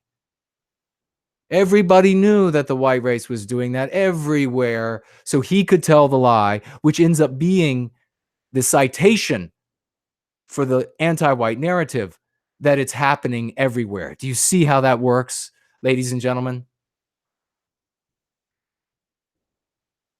That is how the hate hoax works. So I asked you all to give me some examples by way of Twitter of hate hoaxes. We have NPC162 super chatting with $4.99. Thank you very much. Do the elite have influence in China? I've always been confused by them. You would think the elite would be scared of China. Well, I guess you're talking about the anti-white elites across the West. And when you're talking about control, we have to define control. I would say that they have leverage, but control implies that there's some sort of absolute about it. And I wouldn't say that there's anything absolute about their leverage relative to the communist country of China. And so it's more like leverage over what China does than it is control. Let me see if we have any other super chats or questions. Okay, Joseph just says, just like Covington. Exactly. You had this so-called American Indian, and I mean, I guess we can say they're American Indians. I guess we can say that. I guess it's the phrase that's so-called is native. There's nothing native about anybody that crossed a land bridge to get to this land mass. Don't let people say this about American Indians, natives. Give me a break.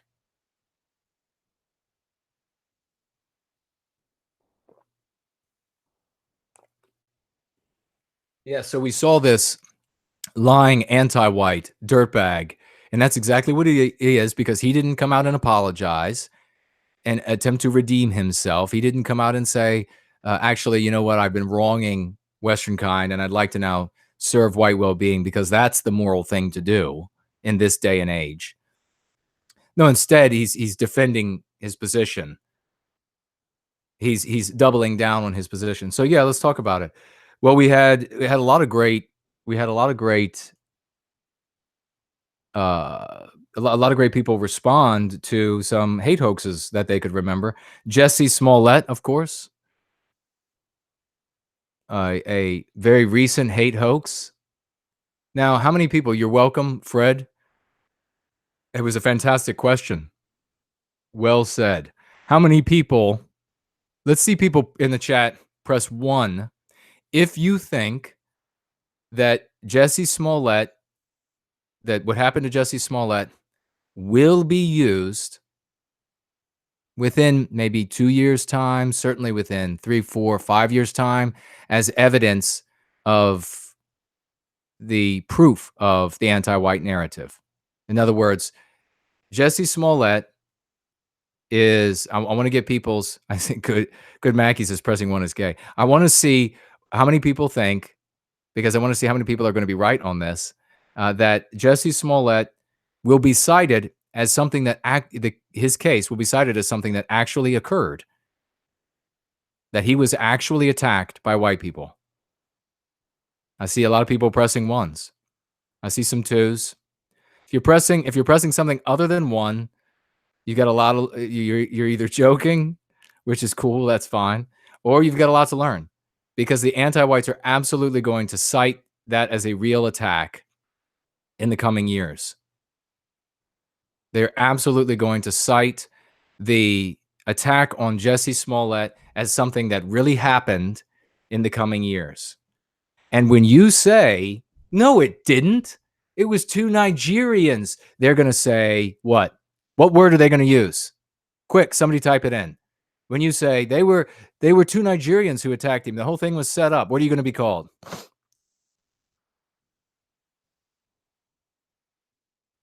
You're going to be called a racist by the anti-whites. There you go, Kaiser.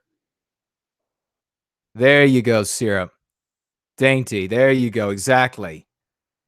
When they say that 2 white Trump supporting bigots attacked Smollett in the middle of the night at a sandwich shop and strung a rope around his neck and poured bleach on him, and that is why we need, and this could even be by a politician. I'm not saying this is just going to be like some non-white in your, or anti-white non-white, or white anti-white in your neighborhood. I'm saying this could be a politician that says, well, we even had Smollett get attacked in the middle of the night and almost lost his life. And you're going to say, no, he was attacked by 2 Nigerians, and they're going to say racist. We also had the Duke Lacrosse rape a stripper hate hoax. DB Cooper super chatting with $2. Thank you very much. Our people are amazing. We are amazing. Thank you very much for that. And folks, just again, I see Laurel also came up with the immediate answer from these people. So did Dutchie, racist. Always, yes, indeed. That's what it's going to be. Tweet, Gab, let people know the truth is being shared. The remedy is being shared. This isn't another facile diagnosis of our issues, of our problems. This isn't another complaint. This isn't another news session. This isn't another news segment. We are talking about ways to empower you, your loved ones, and your family, and to spread this antidote to larger and larger communities. I'm sitting here on this stream. I could be making money somewhere else. You could be making money somewhere else. You could be doing something else. We are doing something that is more important right now. So let's get this out there to as many people as possible. Does anybody remember that Lacrosse rape a stripper hate hoax? You remember how the anti-white regime exploded? Have you heard? This is a better question. Have you all heard that case referred to as though, since that time, as though it had really happened? I have. Mm-hmm. Kenneth says yes, he has. Jesse says yes, he has. Absolutely. It's the rich, preppy white boys. They're always out there just finding those skanks and dragging them into their rooms and having their way with their disgusting, diseased bodies. That's what it is. Let's see, who else do we have here? We have the Ferguson. Ferguson is written into law already. Ferguson, we have the Ferguson effect. We know what really happened there.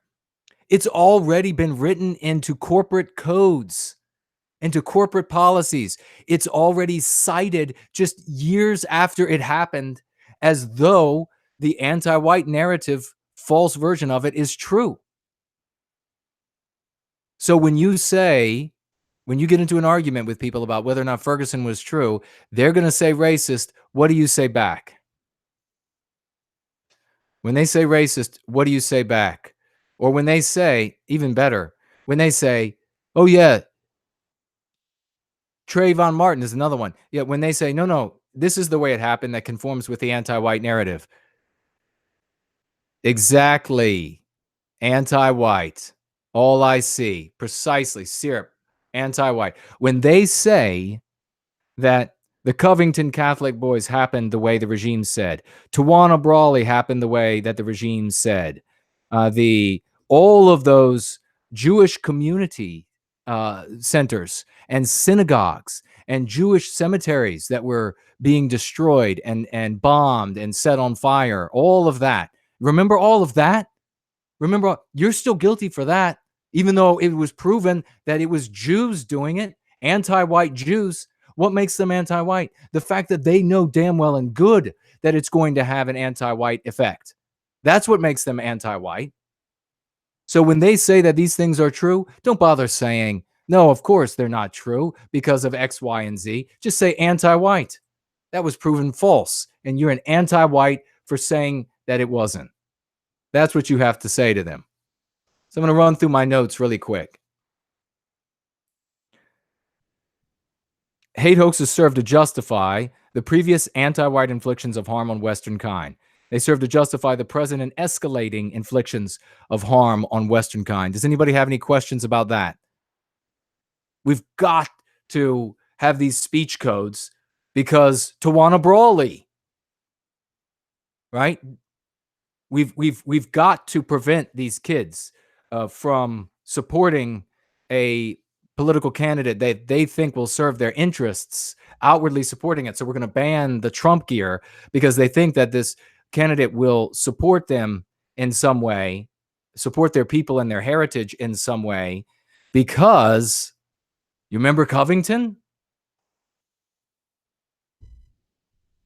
What purposes are served when the anti-whites commit hate hoaxes? It proves the anti-white narrative. It proves it, perpetuates the anti-white narrative. It spreads the anti-white narrative. And it preserves and magnifies the anti-white status quo. Does all that make sense? Is anybody confused about that?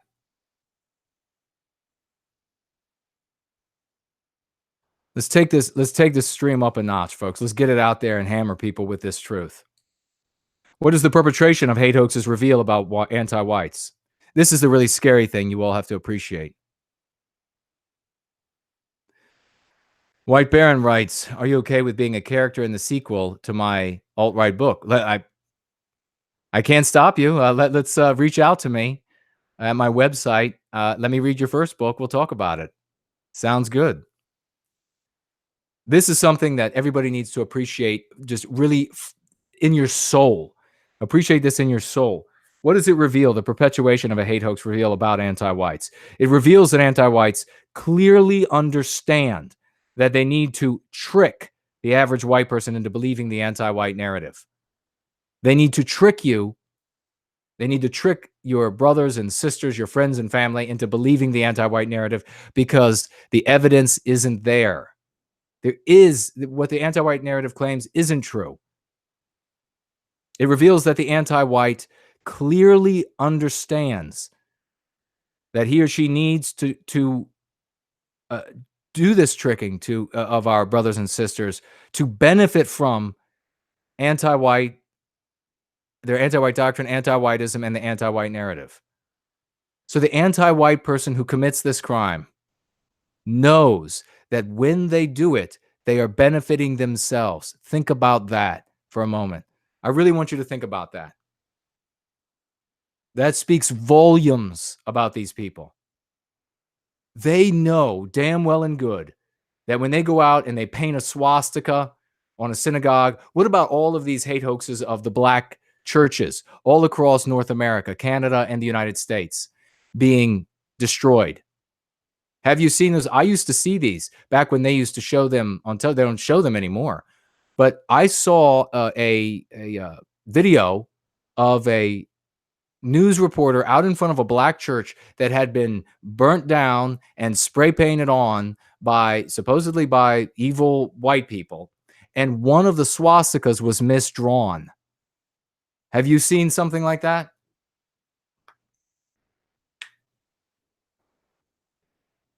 What does that tell you?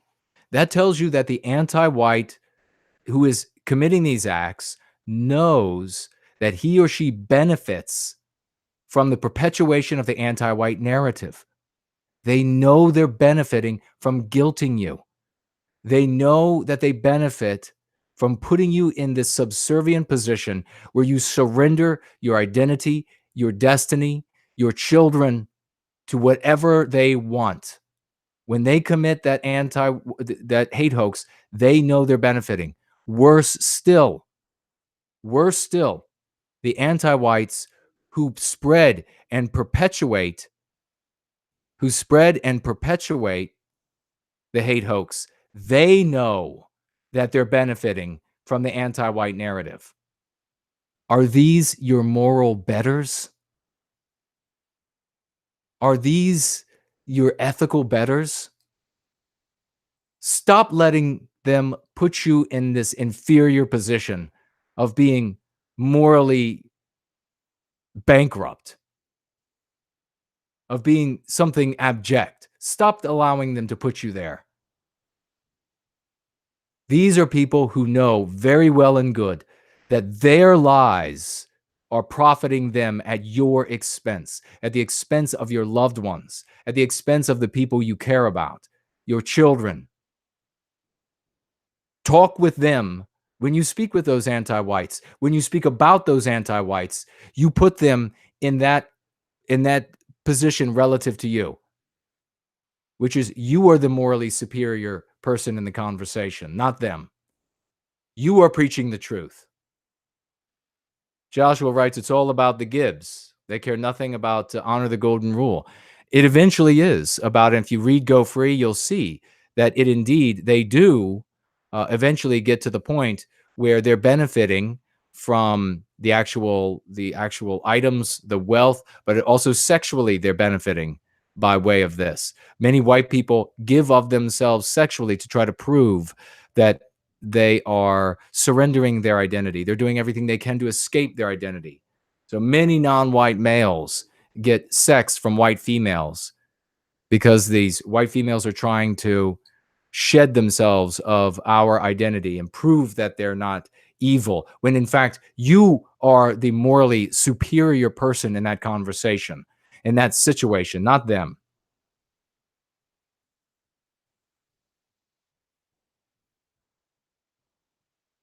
So I say in the video, it is a chilling reality to realize that about your victimizer. So it starts, though, what Joshua's question was, it starts with jealousy and envy with an anti-white, whether white or non-white. And we can have a stream on that. But that's where it starts for every single one of them.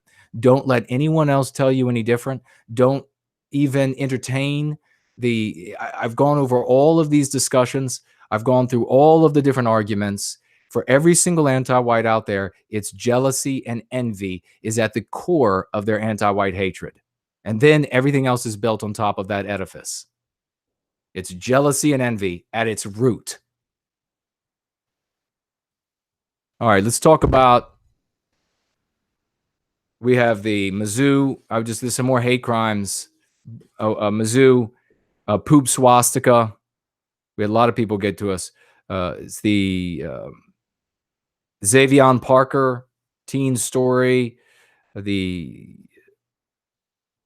what is this? The big one was, I guess it's more of a hush crime, or rather, it is a hush crime. Is the zebra killings, and we'll get to that in a second. Most of you don't even know what that is.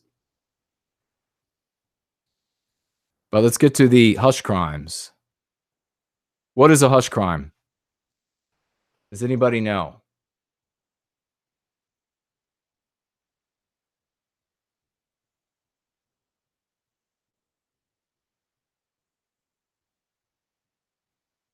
Checking back really quick to see any other questions. As usual, the chat is being interfered with on my end by our friends over at YouTube. You will find that if you look in the description, the means by which you can super chat to me have been expanded again. However, I am not up to speed yet to be able to read the responses that you have written by way of those other means to super chat. If you have super chatted there, and I'm not able to see it yet because I technically don't have the ability to see it just yet, I will by next time. Please tag me in the same sentence in the chat here, and I will try to catch it. So I just wanted to make sure I mentioned that, just in case anybody is super chatting by way of that other mechanism. I will, by next time we are together, I will be up to speed on my ability to see those super chats as they come in. So a hush crime. A hush crime is all acts that contradict and or disprove the anti-white narrative by way of victimizing one or more Westmen. Even though the word crime is in the name, it does not have to be a criminal act. Any act that contradicts and or disproves the anti-white narrative, any act that contradicts or disproves the anti-white narrative by way of victimizing one or more Westmen is a hush crime. So it does not have to be a criminal act. Every debunked hate hoax, every single debunked hate hoax is a hush crime. Does anybody know why? Why is it that every debunked hate hoax becomes a hush crime?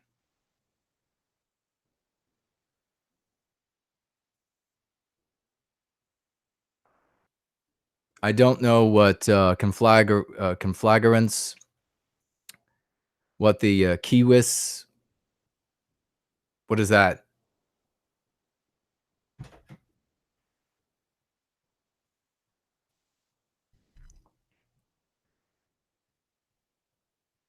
How is doing a Eurodyne writes, how is doing a swastika a crime? Well, it would not be the swastika, I guess, would not be the crime. It would be what is now considered a hate crime in legislation, and that's this intimidation. And so the swastika would fall under that rubric, and that's how it becomes a crime. Even if you drew it the other direction, rotating the other direction. All right, hush. Let me speak first to every debunked hate hoax, every revealed hate hoax is a hush crime. There might be a problem. Dainty Brighton says there might be a problem with super chats. Not with the super chats on YouTube. Is anyone, let me ask you this. Are anyone trying to super chat on YouTube and it's not working for you? Is that happening to anyone? Now, the next thing I'm going to say is I'll repeat. There is another method. If you look in the description under the video, you will see that there is a restored method by which you can super chat me on another platform. I see. Dainty says that Billahora is having trouble super chatting. Okay. Now, if you super chat me on that other platform that is in the description, that will be removed by the end of the video. If you super chat me on that platform, I cannot see it on this stream. I will be able to see it the next time we are together, though, in a going free stream. So it looks like Billahora is saying, yes, it will not allow me to do more than a few words. Wow.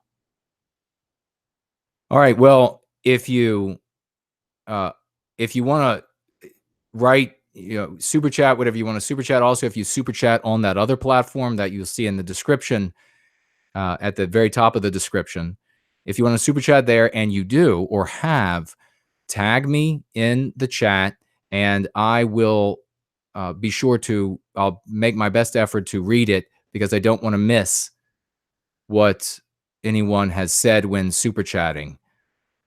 We did restore a method that was taken from us last week because we're not going to be beaten. There's no stopping us.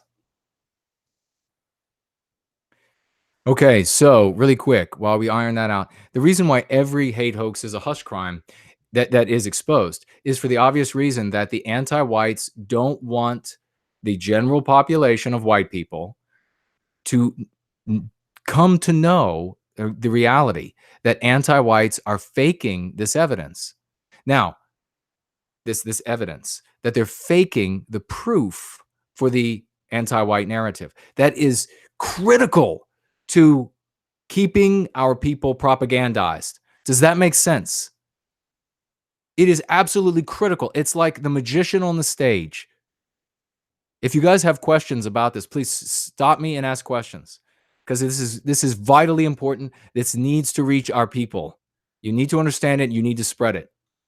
If there's a magician on the stage and he conducts or she conducts some sort of magic act and it is revealed on the stage how he or she pulled it off, what does the magician have to do to prevent that audience from figuring out that everything is so simply a trick that they can't allow themselves to be caught up in the illusion and entertained by the magician anymore? He has to immediately conceal that it was how it was a trick, that it was just a simple trick. That is what happens with anti-whites. When the anti-white narrative, when these hate hoaxes are debunked, they have to immediately turn them into a hush crime. Now, what is a hush crime? A hush crime, in this respect, is when an anti-white hate hoax, just hate hoax, is debunked and the anti-whites don't want that information reaching the general public. Are you now seeing how important the term hate hoax is? Is this making sense? If you can get hate hoax into the common parlance, into the common language, the common lexicon of our people, it is over for these bogus evidence. It is over. If you give them the term so that they can then put the definition inside that box, the term that they can use, so that every time one of these things comes up, they'll all be able to say immediately in their heads and share with their family members, that's probably just a hate hoax. That'll be the end of it. That'll be the end of the power that the hate hoax has. We need to start using hate hoax. Now, hush crimes, the other kinds of hush crimes are hush crimes that disprove or undermine the anti-white narrative. So we talked about the zebra killings. That was a gang of anti-white non-whites who were mass murderers going out and murdering white people. The numbers are believed to be just astronomical. They had to bring back an ear and all of it. It's just hellish. But it's any crime, and I'll just read from here.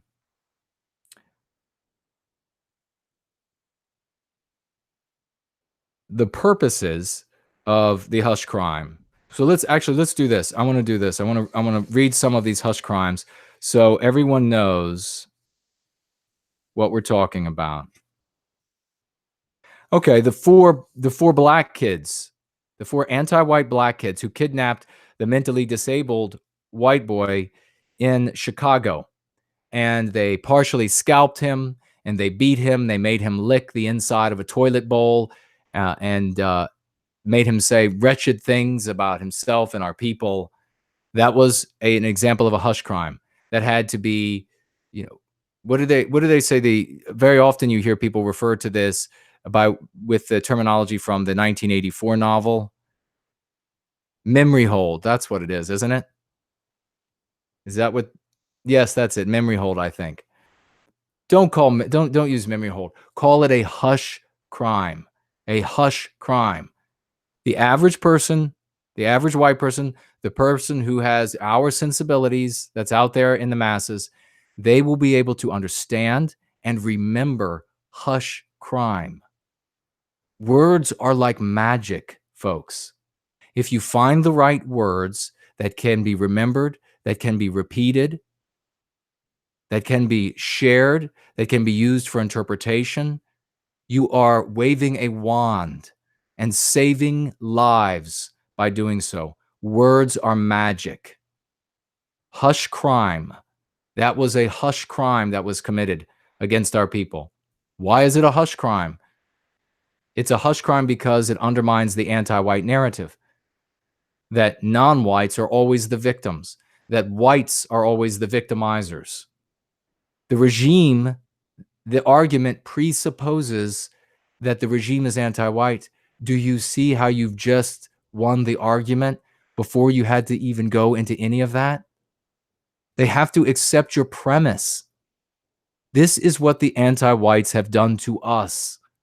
They have created brilliant arguments that cause you to accept premises in which you lose before you begin the conversation. We are doing the same for our well-being and response. We are serving, though, the truth. So ours doesn't require jumping through flaming hoops to come to the conclusion. And that is why the anti-whites have to silence us and cut our tongues out. So when you say to the average white person that, let's see, what else? The crime in South Africa that we've talked about many times with traditional Mike, Kayla, she was a hush crime. They didn't want the world to know about her. When you tell your pastor at your church about poor Kayla and what happened to her in South Africa, when you're talking about what's happening to our brothers and sisters in that land, the country that they built, they are the founding stock. When you tell your pastor at your church, when he's talking about sending more money to Nigeria, sending more of the congregation's help to Nicaragua, and you say, what about South Africa? Let me tell you about Kayla. Call it a hush crime. Because the moment you call it a hush crime and the pastor accepts that there is such a thing as a hush crime, the pastor has accepted that the regime is not controlled by us. Do you see how brilliant this is? He has accepted that it is controlled by anti-whites, by people who are inflicting harm on us. What more do I have to do to show to you the power of words and the dialectics I share with you? What more has to be shown? You know, some people lose their faith because they don't see enough evidence, and others lose their faith because they see too much. I want you to be neither of those. I want you to see all of this evidence. I want you to see me break this down for you, and for it to be a moment for you where the light bulb goes off in your head and you realize that will work. That is something I'm going to use. That is something that empowers me and will empower our people. Don't lose your faith in the struggle for white well-being because you haven't seen enough evidence of success, or because in me and what I teach by way of going free, you see too much evidence of success. Adopt these things and move forward. We need our people to realize that the regime is not controlled by us. Just because there are white faces there doesn't mean a damn thing. Every one of them in those institutions and those entities are anti-white. Every single one. Remember that. That is what we have to change. We have to put an end to this idea that white people are somehow in charge and we are getting our way, and that this anti-white narrative of the little guy being the anti-white fighting this big regime, we have to put that in its grave. And you do that with hate hoax and hush crime. Say it again, say it today, say it tomorrow. Make it something you work in your vocabulary this week. Who else can you tell? Mattress girl. Hush crime. How about the Wichita massacre?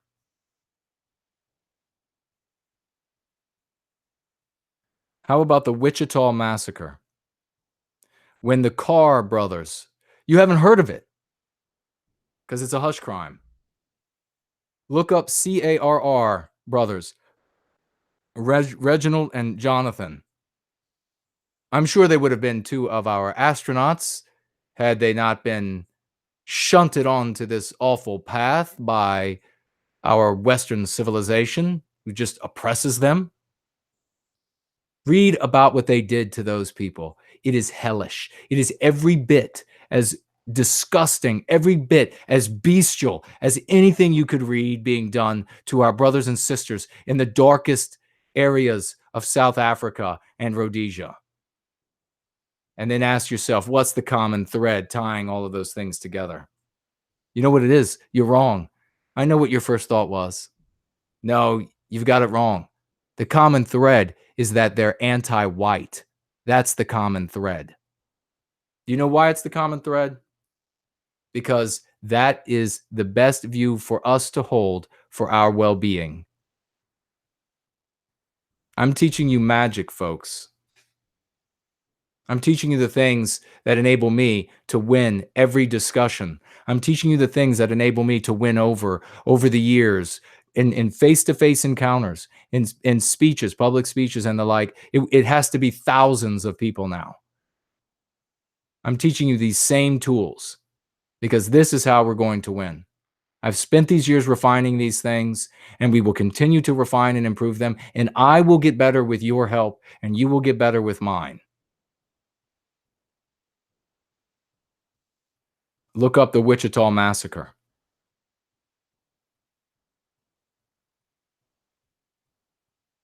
Look up the Knoxville horror. That is another hush crime. Look up the Knoxville horror and talk to your friends and family about that. Bring that up and tell them how it's a hush crime.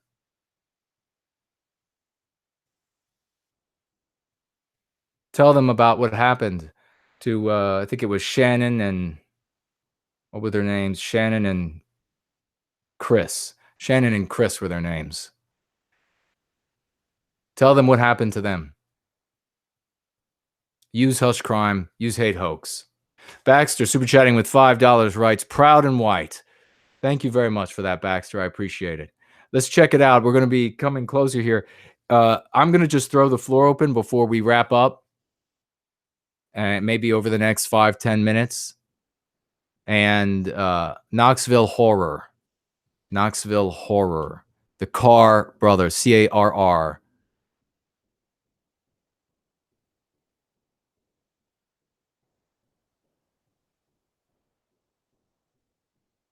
Oh, I'm sorry. Knoxville horror was Shannon and Chris. Wichita massacre is the Carr brothers.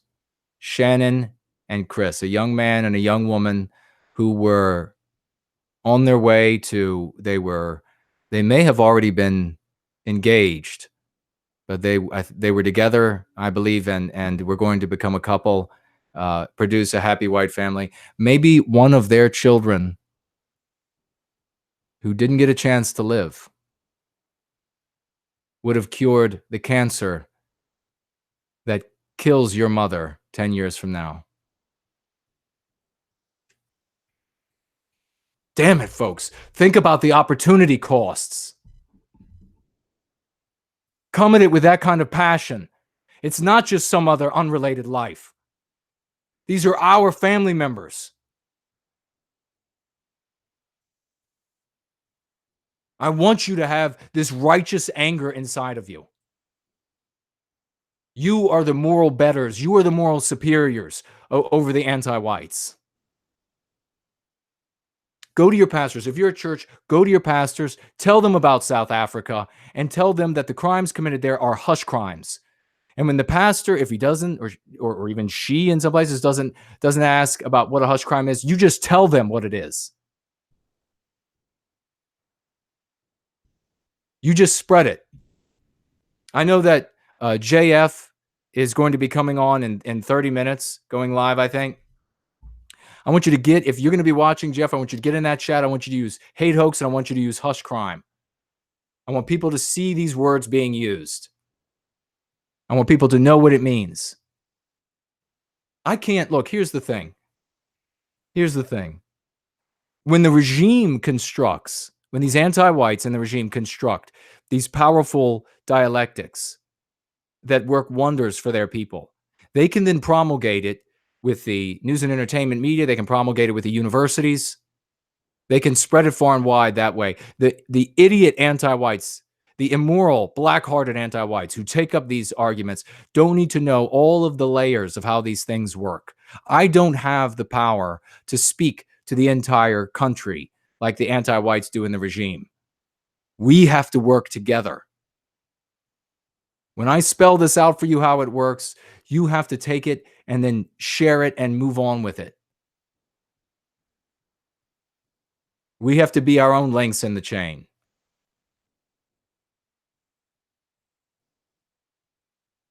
Koa Cow says Dr. Pierce covered the concept of hush crime in his broadcast titled The Fayetteville Murders.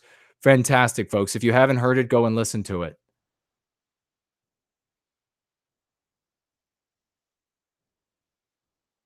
Brandon writes, No White Guild, you have a gift for preaching. We need a church led by Pastor Jason. Well, thank you for that. I appreciate it.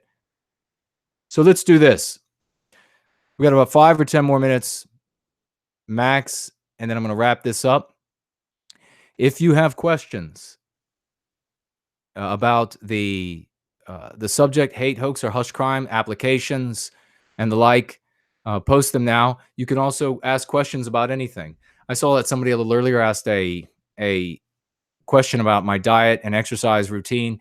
We are going to be doing some streams, some health and wellness streams. So we'll be talking about that more, more general and more specifically coming up in the future. But any other topics you all want to discuss? Let's hit them quickly and then move on to share the power that we have now generated here. I want you all to think about something. This is an important thought here. When human beings, this is a long-held belief. When human beings, enough of us, begin to think a thing and we believe it to be true, it can be that so. It can be that way. It can be so. When enough of us believe a thing, we can make it so. How that happens may be explicable by our technology now. It may not be. It may in the future. It may never be. But the reality is, if we believe a thing is possible, it becomes so. If we believe that we can recapture our destiny, it becomes so. If you believe strongly enough that we can make this community, instead of 300 live watching and couple thousand in the replay, if we believe we can make it 300,000, it will be so. You have to believe it to make it so.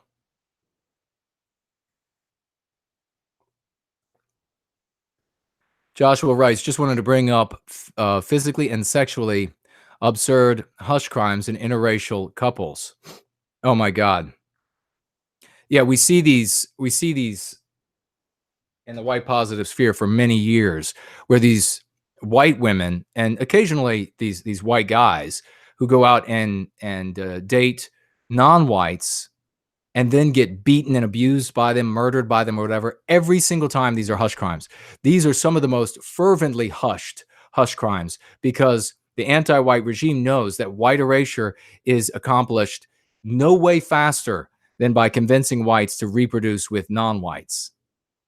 So they really don't want you to know that about these beatings that happen when there are these interracial unions, and they really don't want white people to know about the higher STD rates in the non-white communities. They really don't want whites to know about that because that will undermine this whole going out, getting yourself a non-white partner because you're trying to shed your white identity. Now, of course, that doesn't obviate the possibility that there are white people who are falling in love with non-white people with whom they are, in their lives, at their work, at their school, or whatever. That could have happened to many people who have come to our community now. That did happen to them in their pasts. So it wasn't just that they were trying to get away from their white identity, but I think many of them will admit to the fact that trying to find an identity because they believed that they didn't have one was part of, or a large part of, the process of dating a non-white person and then falling in love and getting married. I think they'll admit that, but it still doesn't obviate the possibility that some of them just simply fell in love. Billahora writes, I read about some of those hush crimes in the Truth at Last newspaper by Dr. Ed Fields. Another, indeed, good mentioning that. There are some people already in JF chat. If you're there in JF's chat as well, say it loud and say it proud. Hush crime and hate hoax. Make sure you let people know. Thanks, Jason. Rising Tides writes, for your efforts. I'd really like you to take on this hysteria that the tribe is pushing in Newport Beach, California with the swastika beer pong BS. I'll look into it, brother. Thank you very much for that. Any final questions? We're going to wrap up, folks. And hopefully maybe I'll stop by in JF's chat. Healing Arts, super chatting with 20 Danish krona, a bunch of applauding hands. Thank you very much for that.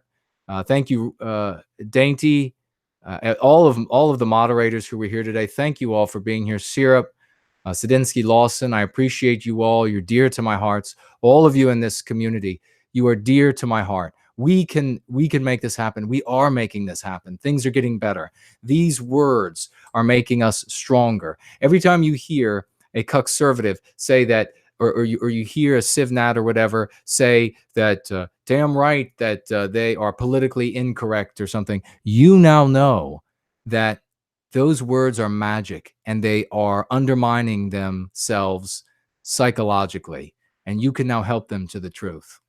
Let them know that doing something like that is unhealthy for them.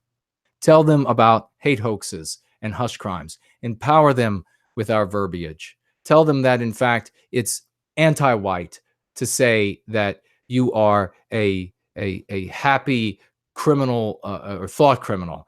Tell them about how that is anti-white, how that undermines their psychology, how that undermines their ability of feeling that they are moral and on a moral footing with our victimizers, how it makes them feel immoral and therefore unable to argue a righteous cause and fight for a righteous cause. Teach them these things. Pass these things along. If there's no more, Juan, thanks for uplifting my spirits. Absolutely. Let's see, who else do we have here? I'm scanning quickly.